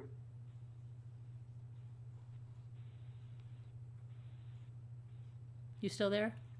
Oh, okay. You got me? Yeah, no, okay. You sound like you dropped out for a minute. I did. That's why I thought I lost you. Okay. As bad as what his front porch interview was, I mean, just watching him when he first came home. See, that's what got me hooked. Mm-hmm. There was actually, I had gotten a notification about the Family Massacre for World Massacre Talk. Mm-hmm. And right below it, it says something about taking a virtual reality, I don't know, basically watch the investigation from the moment he comes home, and that's right up my alley. Right. But Yeah. I had seen, Chris Watts all over the news, but I boycotted the news for my own personal reason. Mm-hmm. But I clicked on that, and I was just like, oh my God. Mm-hmm. And I promise you, and you can ask my nephew or my brother or my sister, because I blew their phones up trying to find somebody to talk to about. Yeah. And I was up for almost 48 hours straight watching clips on YouTube. I believe you, because a lot of that's how a lot of us connected, was over this case, and just because we couldn't stop going over the case, over and over and over the case, because first of all, there's so much discovery, right? So many videos, so much that Shanann left in her videos, just so much. And Shanann was such a beautiful person, and the children, and we got to know them and feel for them, and so it touched us a lot, and it happened. I understand, because I felt the same way. I would go to bed listening to those interviews, right? And then just be transcribing. I still do every night. Yeah. I still do every night, and I wake up to it every morning. I mean, right. That's exact. I know exactly what you're doing, because I used to come down. I used to listen to it at night, right? That about a year ago now. Come down in the morning. I had it playing on my phone while I was getting my coffee and everything. I was going over and over every interview. Yeah. And it just everything that I would watch.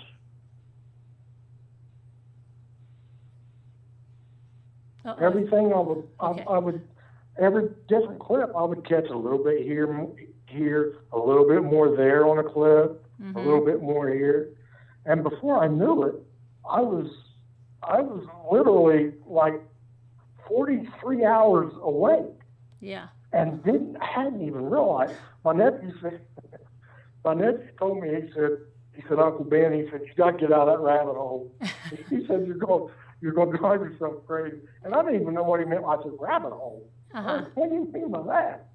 But, yeah, I mean, it's... No, we understand. Believe me, we understand. And that was the reason, like I hadn't planned to make a video. Like, I've always been interested in true crime, but it was after, like, getting so frustrated in my own self with some of these interviews, like with Ronnie, and I'm like, I just have to talk to somebody about this. And I never thought it would, believe me, never thought it would go like this.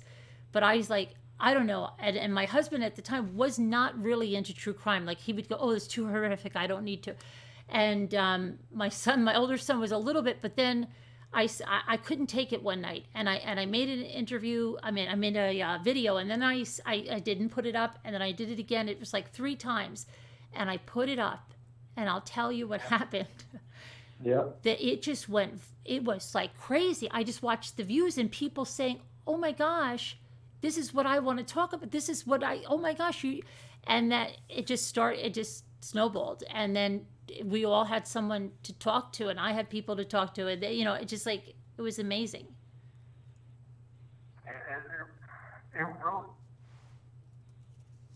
So that's how we all got here.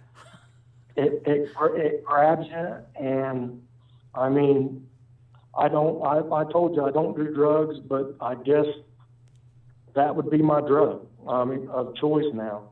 Mm-hmm. Yeah, we all felt that way. I mean, we had to get into, like, we will discuss, like, every little minute detail. Did you hear that? Did you hear that? And not a lot of people understand, there's a lot of people that don't understand that. They're like, what are you doing? You're going over that interview again? And they don't get it. But it's, we found our flock here. It's just our tribe. It's just... we just get each other. I seen Nicole acting when it all first started, when she comes into the kitchen and Shanann's purse is sitting there on the kitchen no, kitchen see, island. it wasn't. She said that, and this is something I just thought about again recently. She said when she was sat down with that, when the guy that got her at the nurse, when she was a nurse's office, the 14th, I think, he said, "Did you find her purse?" She said, "That was the weird thing." She said, "I was walking around and around and around, and I never saw her behind purse." The door. Right. Behind the door in her office. But was it after, because she went to Nate's, or remember, she stayed and Chris went back to the house? Yeah. Did Chris take that purse and put it there then? Because she said that I walked back in after Nate's house and I just, oh my gosh, there it was. Out of nowhere. Out of nowhere, right? So did that, something is really, how did she walk around that many times and not see the purse, go to Nate's, Chris is back there, then she sees the purse. Yeah, it's sitting there on the kitchen island. Yeah, And then she took the purse and she put it in the kitchen. But, she said, I walked by that office. I didn't see it. Yeah, that's because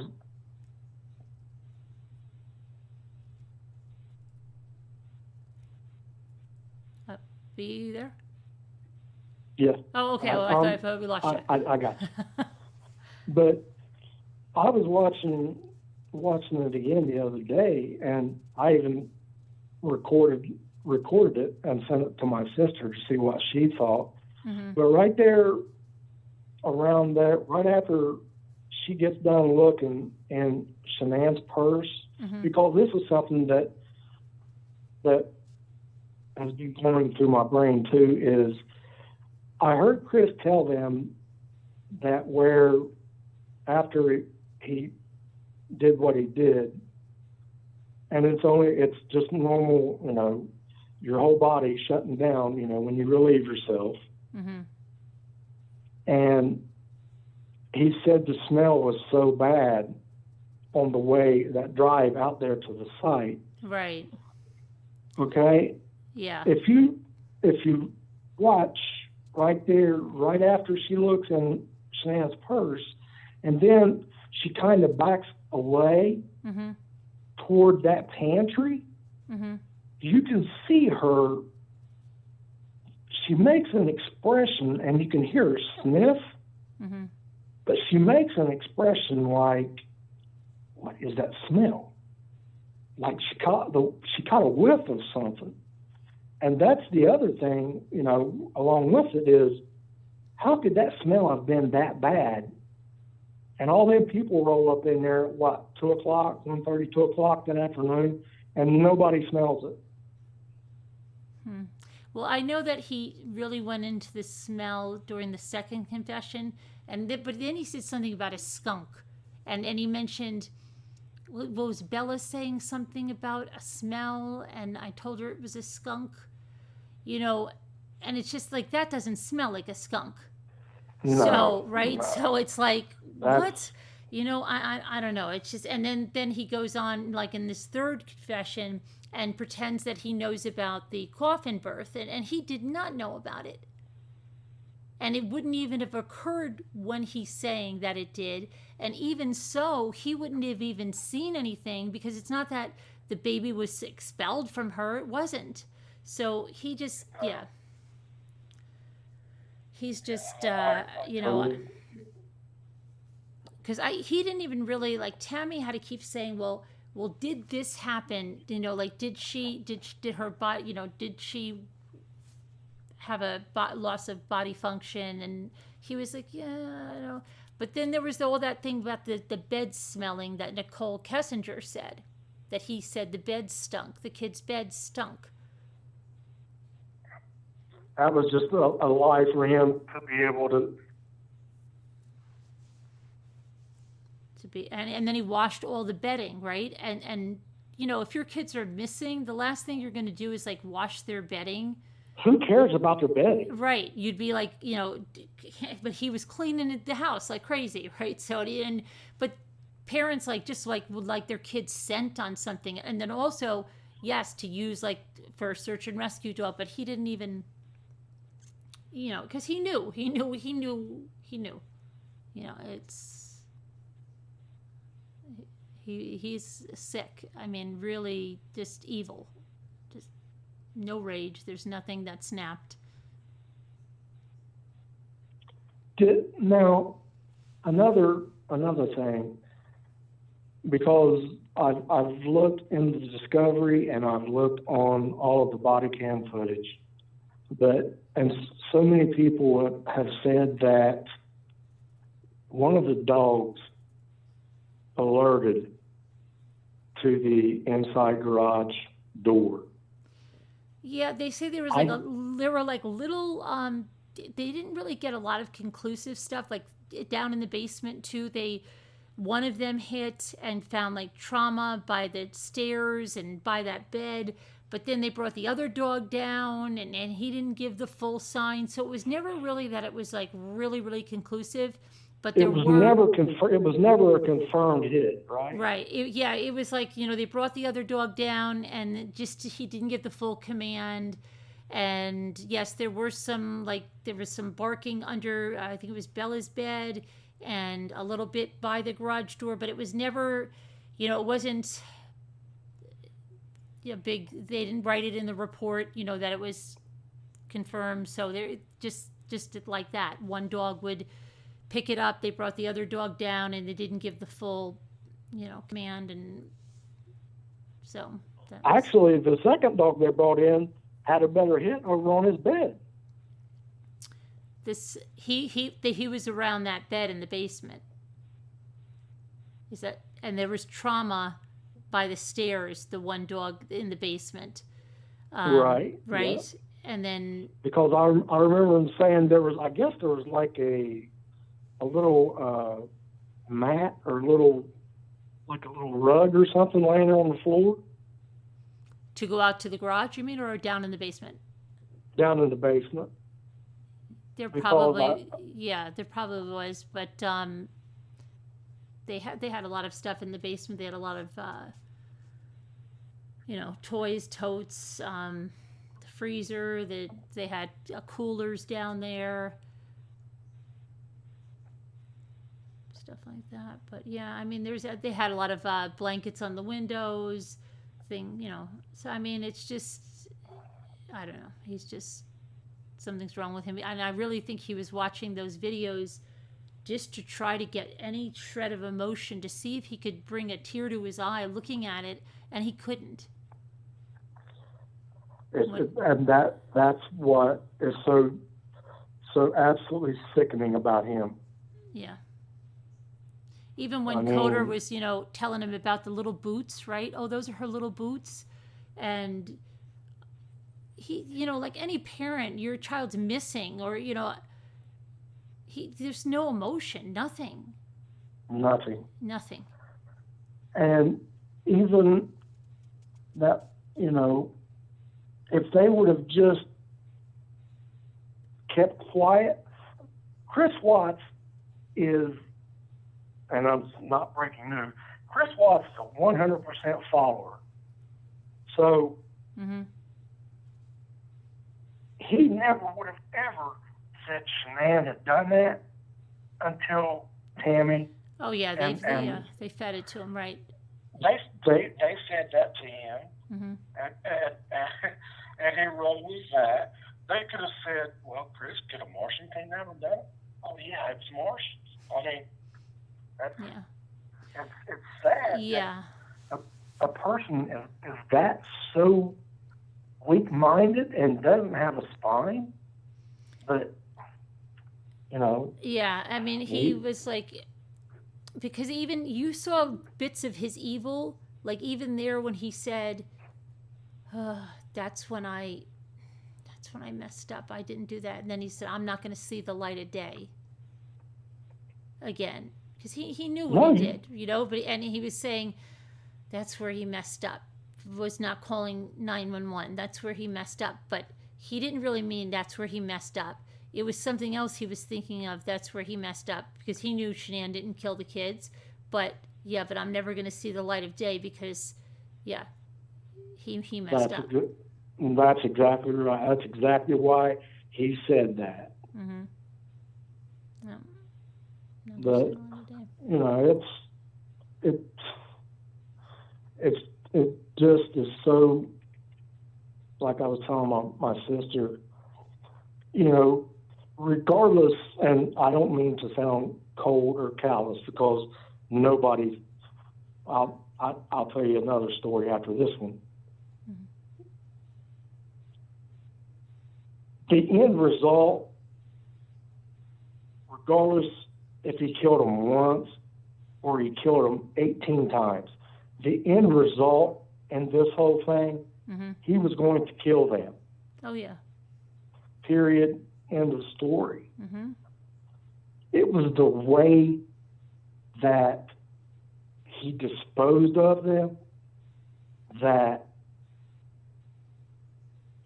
I had trouble coming to grips with. Oh, all of us did, yeah.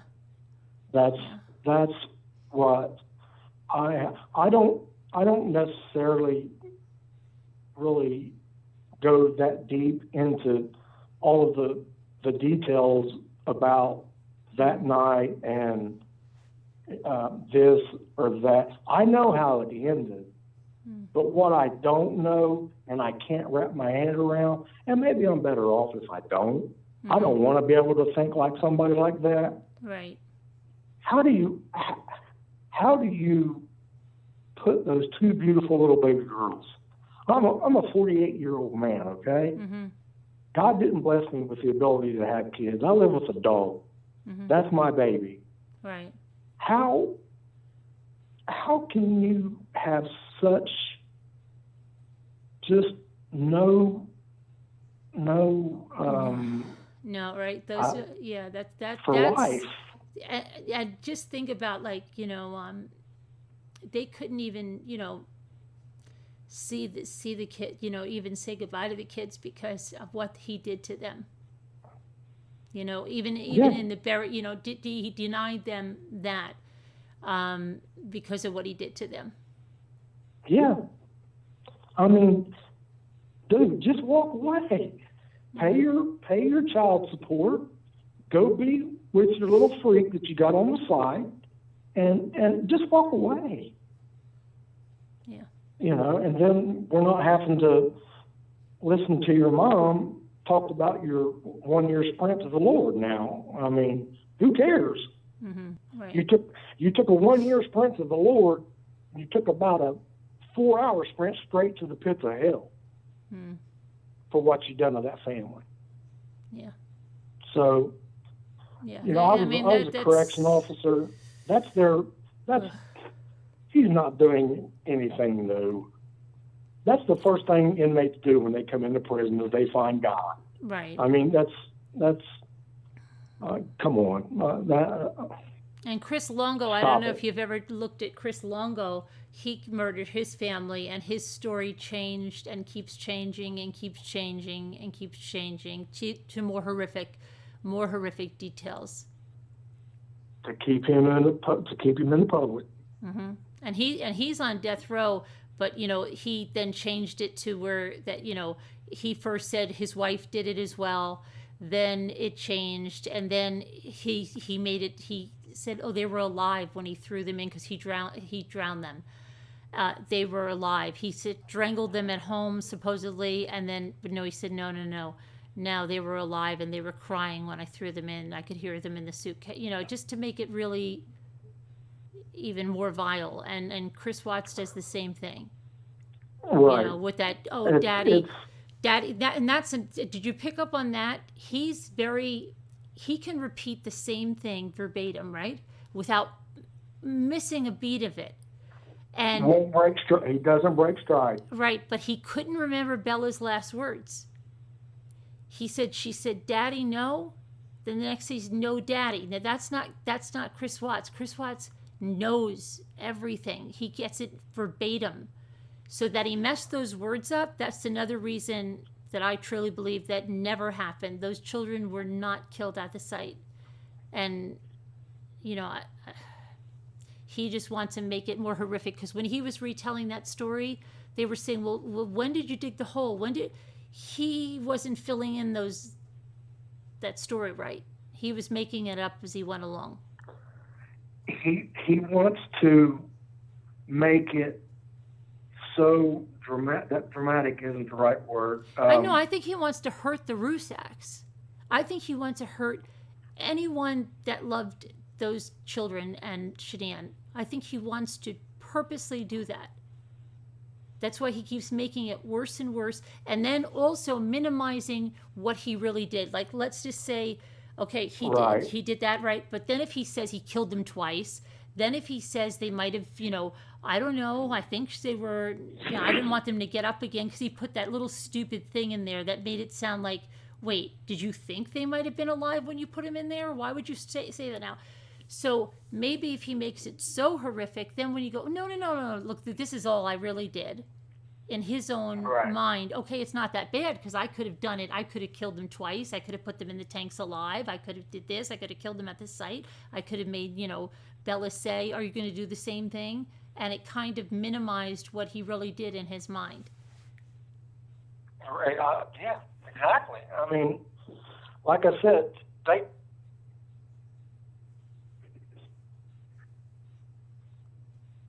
No, he's not sorry, Marie. No, he's definitely not sorry. He has Not no at all. remorse. He has no Not remorse. at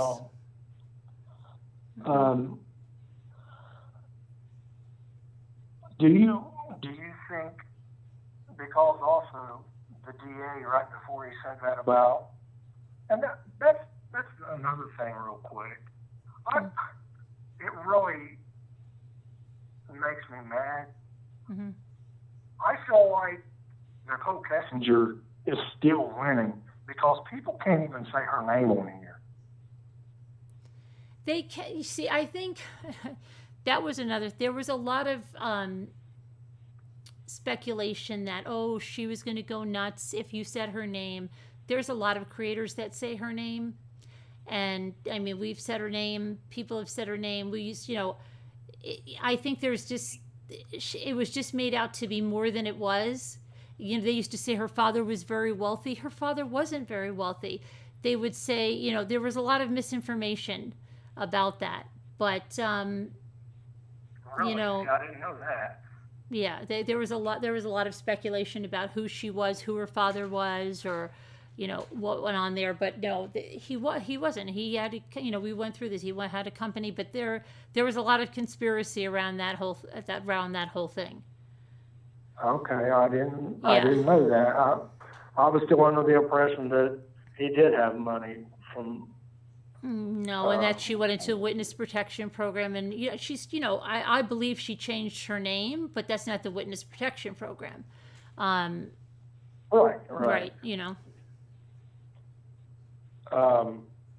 One cat, and I won't throw him under the bus, but he's from England, but he's already found her, so I quit listening to him. Mm-hmm. There's a lot, like I said, there's a lot of things, like, and it's just, again, what do you see? I mean, and it's just, we all have different makeups, and do we want to deal with facts? Some people deal better with facts. Some people, want to think way out there and something else. But, I mean, there's so many facts in this case, and so much discovery to go through. And that's, like I said, that's a me issue, a me problem. But I can't see putting that family through any more than what they've already been put through. Yeah. I really can't. Let those people grieve, mourn, Well, see, that's why I hate the fact that he said that he killed the girls. I know, at the site, because that is just, and then when he said what Bella said, that's just cruel. And let's just say that even happened, for him to come out and say it just shows how cruel he is. And I don't believe it happened, but I'm just saying, even if it did, he was already in jail, prison. He wasn't getting out. why did he, like, that's what I'm saying. He's just so evil. That's what I'm saying. He wanted to hurt them and just keep, even what he said about Shanann. Well, I put her face down because I was mad at her. He's just a jerk. He's evil. Ugh. And it's the same people who gave him mercy from the death penalty. That's what I'm saying. And the same people that after they knew it, Frankie and Frank said nice things about him. Frank said, I'm not going to just tell you he was evil and he was rotten because he did this. He said, I thought he was a good father and a good husband. I couldn't have asked for anything more at the time. And you know what I mean? So, yeah. And even Frankie said it, so I don't know. Correct me if I'm wrong. Didn't they send, because Tammy and the other two, I always forget the one guy. Coder and Baumhaver, yeah. Didn't they go visit Frank and them, and they took a message to Chris in Wisconsin? Yeah, well, yes. Well, first, for the death penalty, the DA went out there, and Sandra Rusak said, it's not my choice. They took it off the table. So, and then, yes, Baumhaver and, yes, they did go meet with them, and they said to Chris, they love you. Okay, thank you. They forgive you. They forgive you or they love you. Because I remember he was floored by it. Yeah. Mm-hmm. Okay. Right. Yep. That was the February confession that came out in March. Yeah. Yeah. Mm-hmm. But look at what he's done to social media again. Mm-hmm. Look at what he's done, on TV again by doing what he's done. Yeah. As if killing their daughter, their two grandkids, three grandkids. Three, yeah. Mm-hmm. That's not enough. Let me go ahead and stick this samurai sword. I'll just turn the knife in a little more. I'll turn it again, and I'll twist it a little more, shove it a little deeper. Mm-hmm. I mean, come on, Chris. Somebody in that prison, get at him. Yeah, except but see, that again is his calculation, because when he came out with that book with that Cadle, he said, "Oh, I don't know if that should have come out. I don't think I'll ever be able to go to, Gen Pop like that. I can't." Because that was, I think, that was his calculated. That was all calculated. He did not know that something was going to... He 100% just wants to use it as, no, you can't put me there because I said this. This came out in a book, and that makes me, an easy target. So I have to stay where I am. And that's why they sent him to Wisconsin. It's because they were CYAing it. Mm-hmm. Yeah, and now he's got Jake Peterson... supposedly across... Good Lord, if I sound like Bill Clinton, I'm hanging up. But, and but no, he wants to be a chaplain now, and he's going to counsel Jake Peterson, because he's 21 and he's got a lot of life behind bars, so he's going to help him, and he always wants to make it sound like he's just a good guy. And you know what? I've never heard the man genuinely apologize for Shanann. No, even the author of the book said, you never said you were sorry. And he said, well, you could put it in there. Okay. Well, I'm sorry, Teacup. But yeah,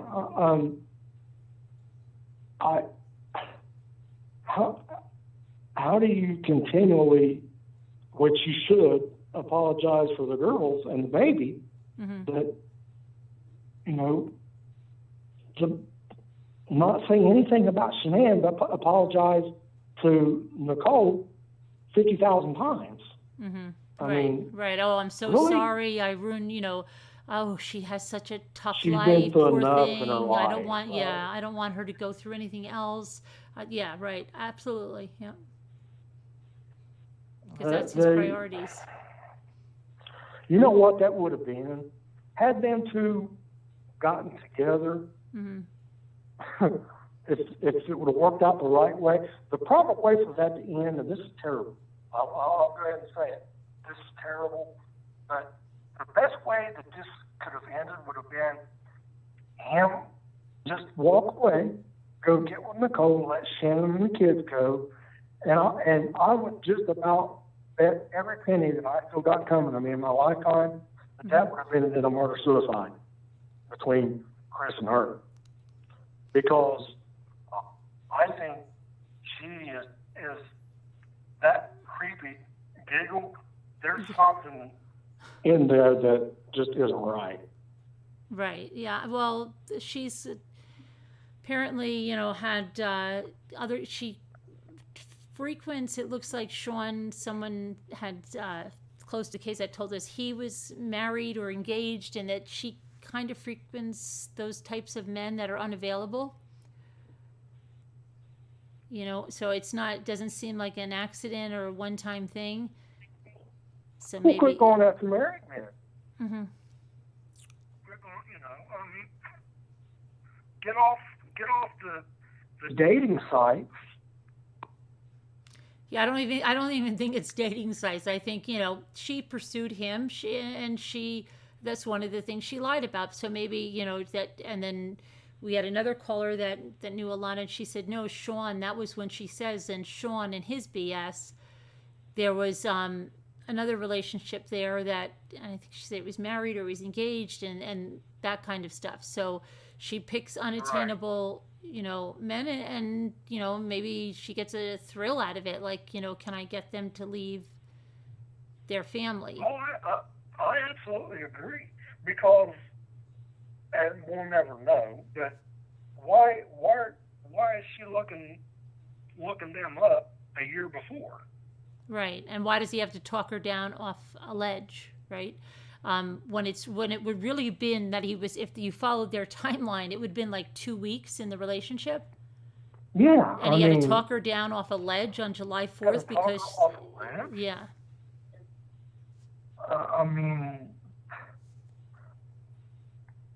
Yeah, there's a lot there. They asked him, was Nicole involved? Yeah, and yes. And then he goes off on that whole spiel, and I'm like, but you know what that was? Was? Talking about? That was his control over her. That was his control over her, because he's letting her know. He didn't say, "Oh no, absolutely not." He purposely said, "Well, I had to talk her down off a ledge, time or two," and I think he's holding that over her head. That I can implicate, really? I can, yeah. That he just wants to hold it over her head. Not that I think like, okay, well, she was there, but no, he wants to just hold that over her head. That what, maybe I can implicate you. Maybe I will come out and say something if you don't do what I, ask, which is write him or whatever. Right. Get it? Yeah. So I think he just wants to keep it like, don't say 100% no, because then that's over, right? So no, I'll just keep it like that. Well, see, I don't want to hurt anybody on purpose, including her. I mean, if she had absolutely. Yeah, I mean, we've gone through that too. A lot of us, like, we're like, oh gosh, she's been there. But then I think as we saw what we saw from him in these confessions, right? Because I'll admit, I thought, she was there. Now I say, and not that she killed them, did I think that, but she was there, I thought, earlier on. But then as I saw the second, the third, and it's like, I saw a new level of evil in him. Right. You know what I mean? So just a tremendous level of evil in him that, yes, that was definitely a catalyst. 100% that was a catalyst. But yeah, he can do this because he had so much evil. He was just evil. So yeah, evil. What do you think about the ping by his house at 6:16 that morning? Well, then we looked into that too, and then we found out, yes, it could ping if you're just even on the highway going by, which you have to go to Anadarko. So it wasn't conclusive that, oh, it was right there. I mean, there's like still like little things like why did the back door, and I think like, oh boy, like could she, like I don't think she definitely did not physically kill the kids at all. There might No, be I don't like a either. 1% maybe that I think maybe she could have been there, but it's more that 99% she wasn't, but she was a catalyst for it. I think she gave them ultimatums. I think, I know she gave them ultimatums. So, Absolutely. yeah, so does, where's the culpability? Yeah, there's culpability there in being that like gasoline that, was on there. But I think he did these murders on his own, and Oh yeah. I've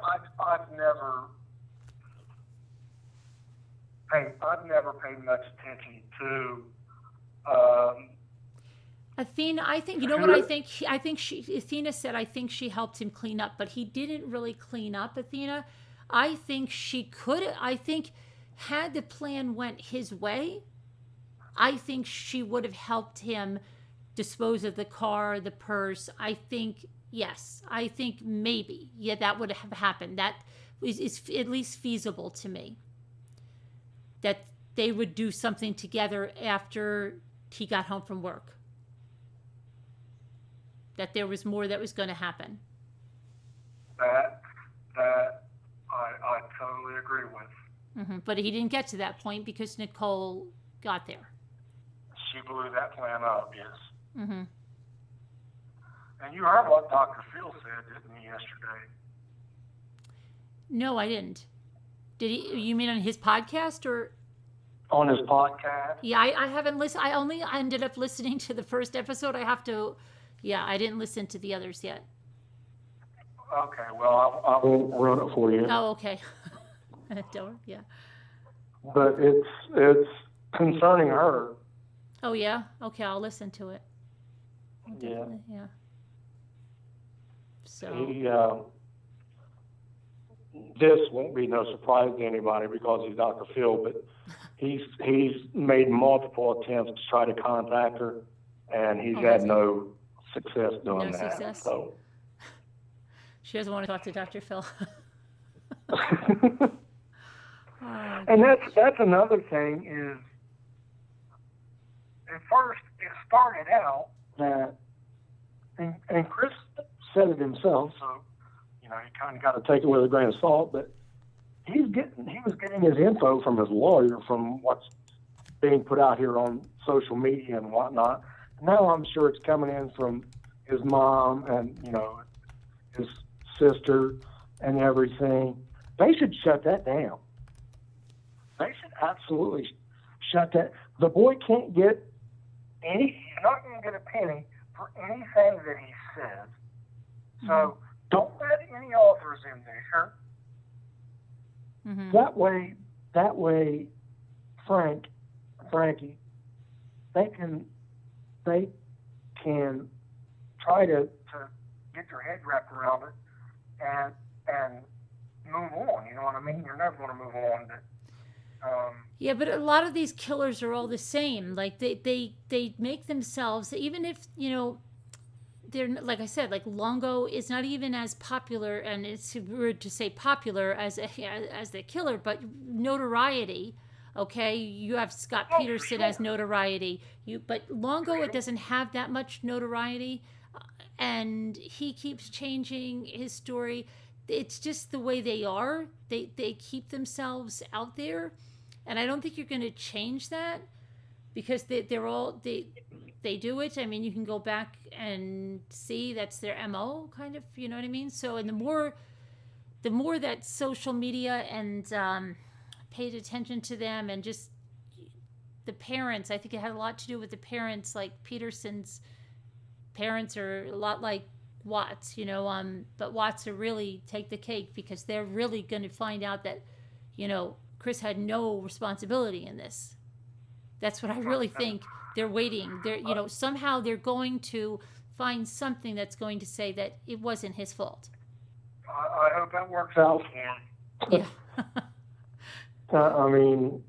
Yeah, but see, the thing that just negates that completely for me is that Cindy said, oh, what bothers her the most is that, Chris was perfect. He was so perfect. And then along came Shanann and then this. And now people are going to say about Jamie's son that he's going to grow up just like his Uncle Chris. But it should be something very good. If Shanann is the only thing that disrupted Chris, right? And Right. he was perfect. Well, then why wouldn't you want him to grow up like his Uncle Chris? Because what's his chances are that he's going to run into if he was perfect, why are you worried? If it was somebody else, if it was an outside force, not his genetics, not anything you did, if it was just someone that walked into his life, why would you worry? You would say, oh, no, it wasn't his genetics, right? It wasn't this, it wasn't that. But You would be comfortable in the fact. But she's worried about it, so it just, to the point is that I don't know, they're just crazy. Sorry, they are. I mean, delusional.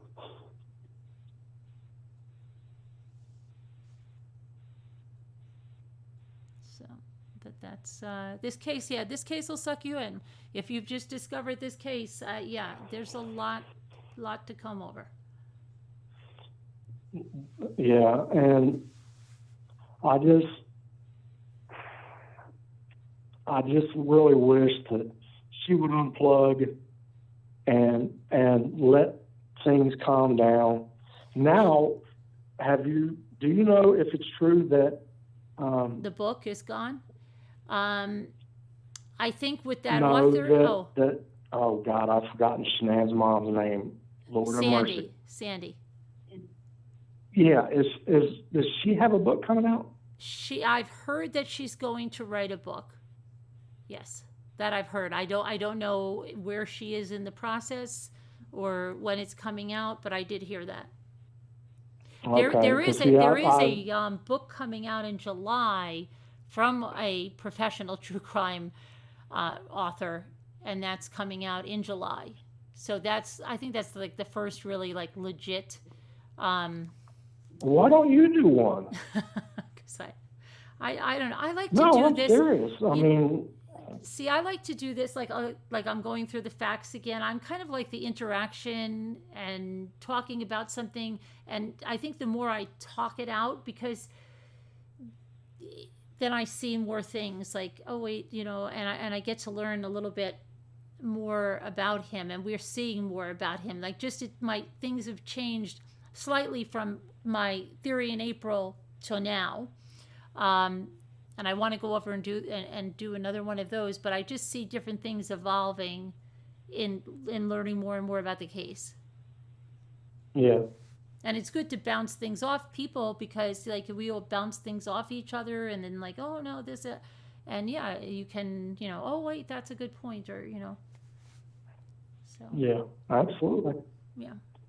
So, but all right, it was great to have you call in. You have to definitely do it again. Everybody say you're over your stage fright and it's all done, and look, everybody else, I wish more people would call in. I really do, because a lot of people get scared, and then it's no big deal.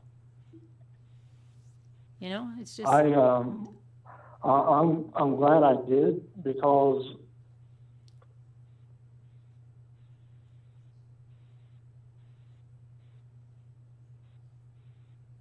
did we lose you? I'm glad I did, because I had those questions that I wanted to ask you, and like I said, I've seen somebody say there people just now finding out about this case or something. Yeah, and we're going to try to do a panel of 3 of us that cover the Watts case. Mm-hmm. And we're going to try to get a panel up there and then have a question and answer. Okay. So that because that's 3 different perspectives. We're all like kind of, we do this. We none of us are like off in conspiracy land or anything like that.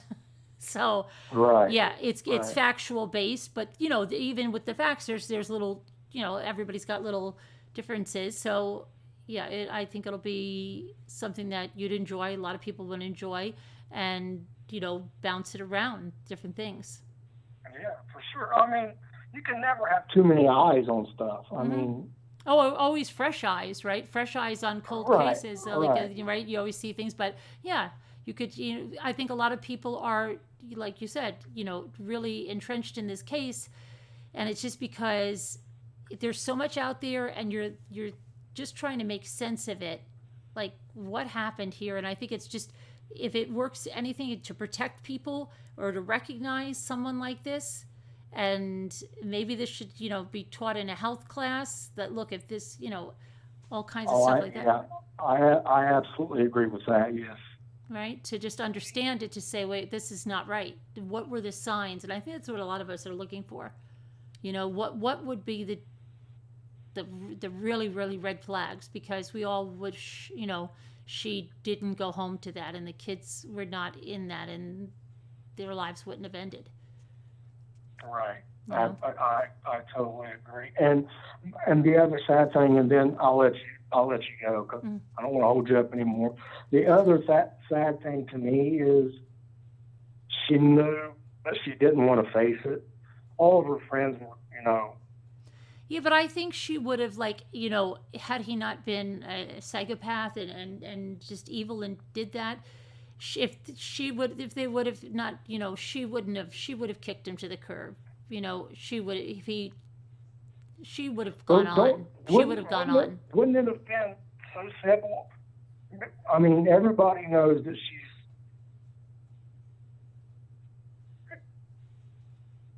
Oh, you're breaking up a little bit. Everybody knows what? I got you. But wouldn't it have been so simple for her with all of her friends asking her, is there a girl? Is there a woman? Is there somebody? Go look at the phone bill. Yeah, I mean, and then, how didn't someone, if someone had just seen it, right? Someone seen something like, oh, Chris isn't at the house at night, right? Where's Chris at night? His work truck, where's his work truck? Yeah. Right? Because he was taking it over there. But how is he getting the doorbell alerts on his phone, but she is? Right. Or if she had just put a nanny cam in there, without him knowing, just, something. Yeah, there's so many things that we've thought, if she only knew. And I'm obviously I'm Monday morning quarterbacking here. I mean, it's but it's just it's devastating. And like I said, my thing now is I know how it ended. Just shut up, Cindy, and shut up, Chris. Let those people alone. Let them grieve. And I want Nicole Kissinger questioned the way the girl should have been questioned from the rip.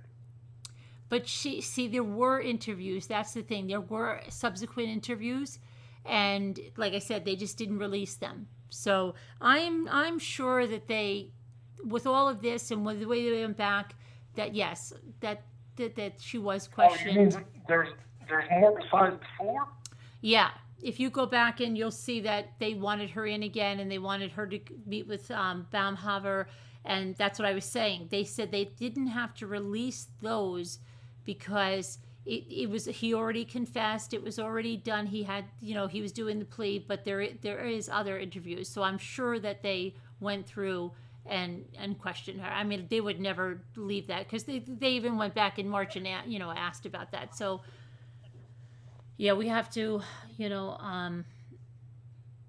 have faith that checked out. I mean, yeah. I mean, a lot of us, it was hard to let go, because it's like, wait a minute, it seems something just seemed like no. But the more you think about it, I think we weren't comprehending the level of evil that he was capable of. Absolutely. No, but I don't think, well, I mean, look at the people around him who knew him. Nobody had a foul word to say about the guy. I mean, yeah. No, because he had them fooled. He fooled them all, yeah. He came from a whole different level of evil that, you know, he's in rarefied air. I'll give him that. He's in rarefied air. Yeah. Not the air I would want to be in, but, you know, he's there. Yeah. And just like when he's saying that they were into dark things and stuff like that, again, I think that's, you know, another, he's a manipulator. He's the puppet. He's not going to see, yes, he's leaving that, he's dangling all that stuff, you know, in front of her face. Yeah. You know, so he's going to be in control. So, but yeah, so, but look forward to that. And, you know, and any questions? I mean, and I'm going to be going over like that series. So I usually do that during the week. Try to go into put at least 3 or 4 of those and go back in, because like I said, things like little things have changed and more people are discovering the case, and you've proved it, you know. So yeah. Yeah. But I will I'm gonna I watch all of your lives and stuff now, so but like I said, I'll be more than glad to go up there when this all gets started down here. Perfect. I'm not even sure where you're from, but I'm in New when York. this all gets New York, okay. Mm-hmm. Yeah. When this all gets started down here, I'll go rub my nose in it. I mean, great. And I can give you daily factual stuff, not Perfect. not bits and pieces that the media will put out. Mm-hmm. I can give you the whole day's worth. Absolutely, that'd be great. Thank you. That would be wonderful. So, yeah, I'm looking forward to that, and I've seen everybody saying thank you for calling in. Thank you guys for listening, and I enjoy the show, and I'll hang up now, and I'm just going to follow along. Okay, well, we're glad to have you a part of the community, and welcome. Okay, thanks. Good night, everybody. All right, good night. Bye-bye. Bye-bye. Okay, so that was a good call. Wow. See? That could be you, too. You just got to go and just call.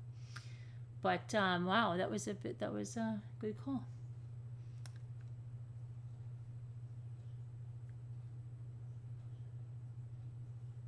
And I saw that Deb came up, but she was probably asleep now. But maybe tomorrow, Saturday. Maybe Deb, if you hear this, maybe you could give us a small update tomorrow on what you know about Kelsey's case.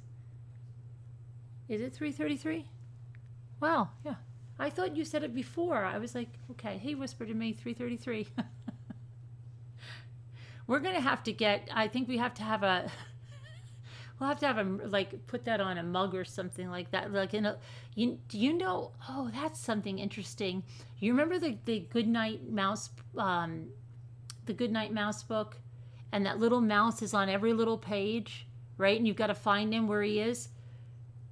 Can you imagine if we put a little 333 somewhere on when you design merch, right? Like somewhere on the sweatshirt there would be a 333, somewhere on the mug there would be a 333. You know, like on everything there would be 333 would be somewhere. That would be funny. Somewhere hidden there. I put the cake away. Janelle always has my back, Janelle. I did. I wrapped it up and I put the cake away. It was very good. Isn't that's yeah. That's a long time for a break, I think. What happened?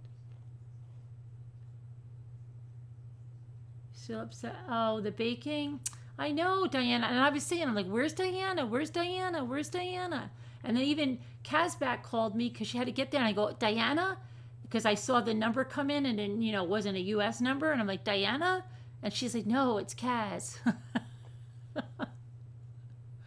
So we were looking for you. But we're going to do some baking again. You know what? With the Christmas and the holidays coming up, like I said, I'd like to do like some different cookies, like almost like a virtual cookie exchange.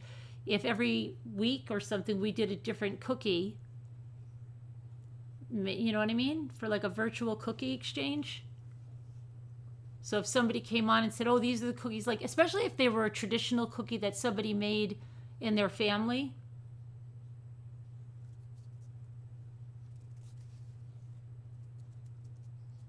Oh, yeah, go ahead, Sharon. Go call in and let's hear about the doghouse.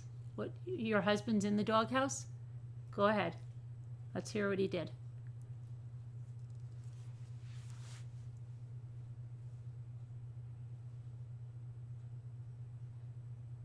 He's in the dog. I didn't know he was in the doghouse. He's in the doghouse.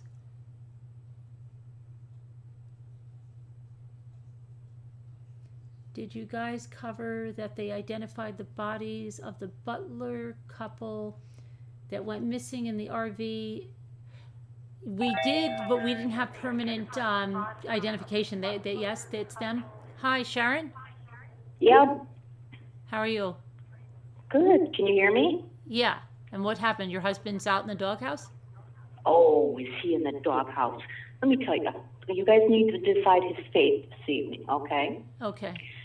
Okay, what he did.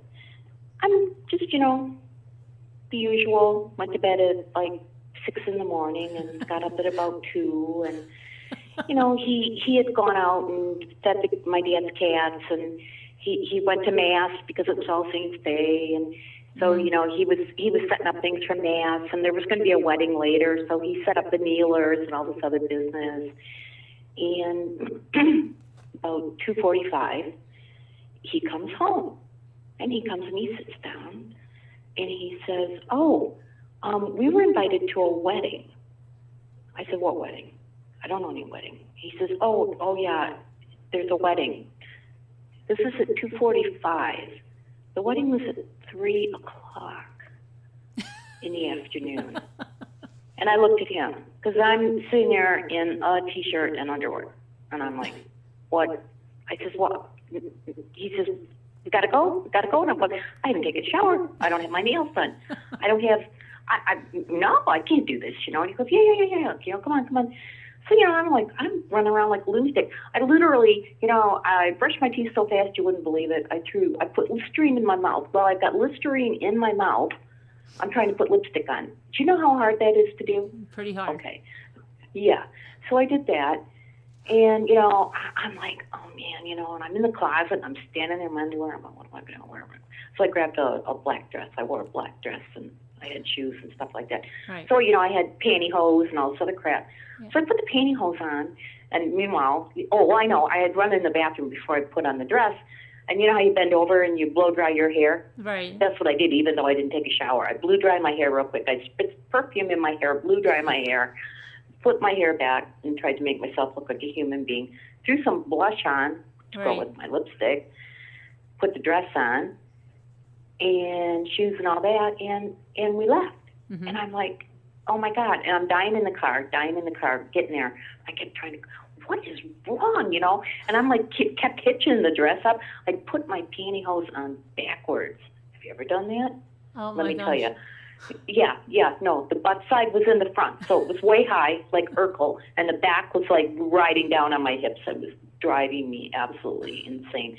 So then, we get to the church, and we were 5 minutes late. But you have to admit, the church is almost 15 minutes away. So you know how much time I had to get ready? Like 3 minutes. It was crazy. Yeah. So what do we do to him? He deserves something, don't you think? Okay. What do you want her to do to him? What do you have some choices in mind? I think financial. Oh, so you should get something that you really, really want? Yeah. Yeah.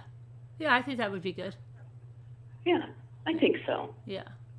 Oh, wildlife, or what about a wedding gift? Well, I had cards. I always have cards around, and, he said, oh, we don't have a wedding card. I said, yeah, we do. I said, go in my little card box and get a card out, and he did. And so we had that. But, yeah. Oh, gosh.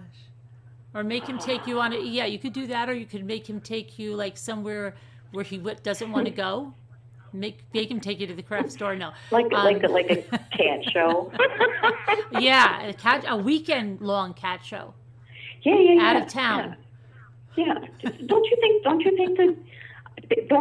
that was like a stellar wife move to manage to pull this off? Yeah, but see, Jimmy would do something like that too, like not mention something until like the morning of and go, well, I didn't remember that we had that, and he it's didn't like, even know. I know. He was setting up the wedding for these people, and he comes home and he goes, oh, it's Tom and Connie's son getting married. And I'm like, I didn't know they were getting married. We didn't get an invitation. And all of a sudden Tom sends him a text when he's leaving the church saying, my son's getting married at 3:00. I hope you and Sharon can make it. And he's like, oh, okay. So, he comes home.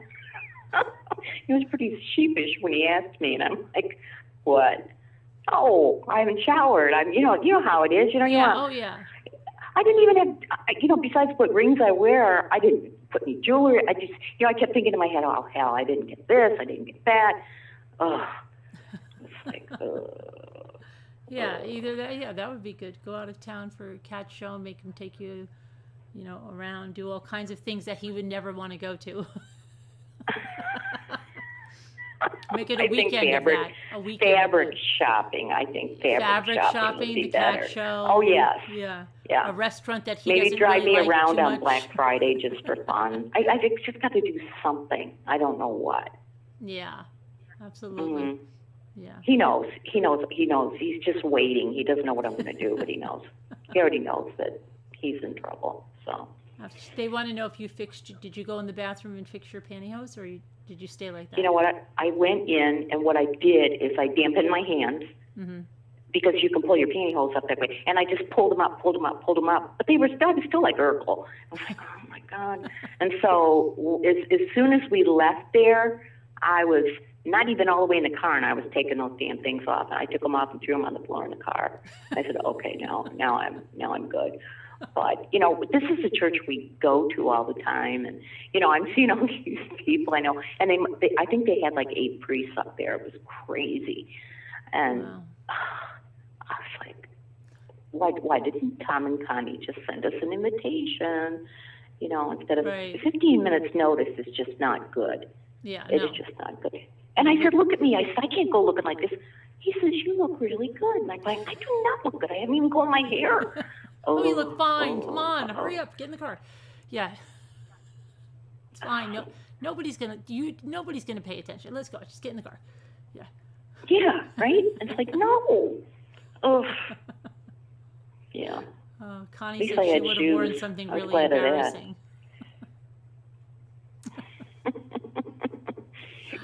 Oh my gosh, but that was crazy. Make him wear the pantyhose backwards. That would be pretty darn funny. Oh, sassy! Yeah. Diana said, sassy Darcy said, make him wear the pantyhose back to front for the day at the cat show. Yeah, it's hard to tell back from front, and it just looked right. And I just said, okay, fine. And how you're just like you're in such a hurry, you're doing 3 things at once. Yeah. It's like, oh, I couldn't believe it. Sometimes you can't tell. Like sometimes, like you're looking and you turn around, and especially like the really shriveled up pantyhose, right? Like you've never been. Yeah. Then you're like, wait, which side is which? Okay. I just opened. Yeah, but it's just. Oh, who wears pantyhose anymore? Well, it was a wedding, and it wasn't. I was wearing a. My legs dress are so white and stuff. Yeah, like I can't. Like if I'm wearing, I'll always I'm like you. Black, I'm like a ghost, and So it looks bad. Some people are nice and them. tan, and they can just put on a dress and it looks great.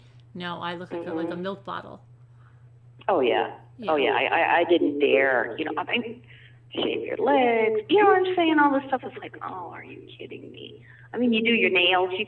When you go into a wedding, you want to look decent. You don't want to look like some the cat dragged in. So right. Yeah. Absolutely. There I was, but. And, we knew people there. That's what, at least that made it okay. Right. He says, oh, this one's going to be there and these people are going to be there. I'm like, okay. So that was the only part that made it acceptable. But on the whole, I was not a happy camper. So. Yeah. Well, at least, you'll get something out of it. Just. Yeah, I will. I'm thinking jewelry. Now that I think about it, I think jewelry. Yeah. Something. Poor Mike. Oh, poor guy. Oh boy. Yeah. He'll remember Yeah. next time. Maybe not. No. So anyway, Who knows? that's all I wanted to do. I just wanted to tell you the story Oh, of my well, afternoon thanks in for the evening because ending it's it like, on a oof. fun note. Yeah, that was good. And on the fun note, Mm-hmm. we'll say goodbye. Janelle, everything is fine. Poor Janelle worries so much. Janelle, everything's good. I'll talk to you. But everything, everybody have a great night. Thank you all for, thanks to our great mods. Thanks to our great community. Thank you all for being here, and see you tomorrow. All Okay, right? and All you know right. what? While Yeah. I'm on the phone, I want all of you lovely ramblers to please hit the thumbs up button. Not just thumbs up, but hit the button itself. Yeah, So slap we it. can all show our support for the channel. Please, please, please, please. For wearing pantyhose backwards, give me a thumbs up. Give Sharon the thumbs up for the pantyhose. Yes, She struggled Yes. all night in those. I really did. I really did. All righty. Talk to you guys Okay. tomorrow. Thanks for calling in. Thanks to BE. Thanks. Welcome to the community, All BE, and take care. Okay, bye-bye. Bye-bye. Be safe. Love you guys. Good night. Bye. Love you too. Bye-bye.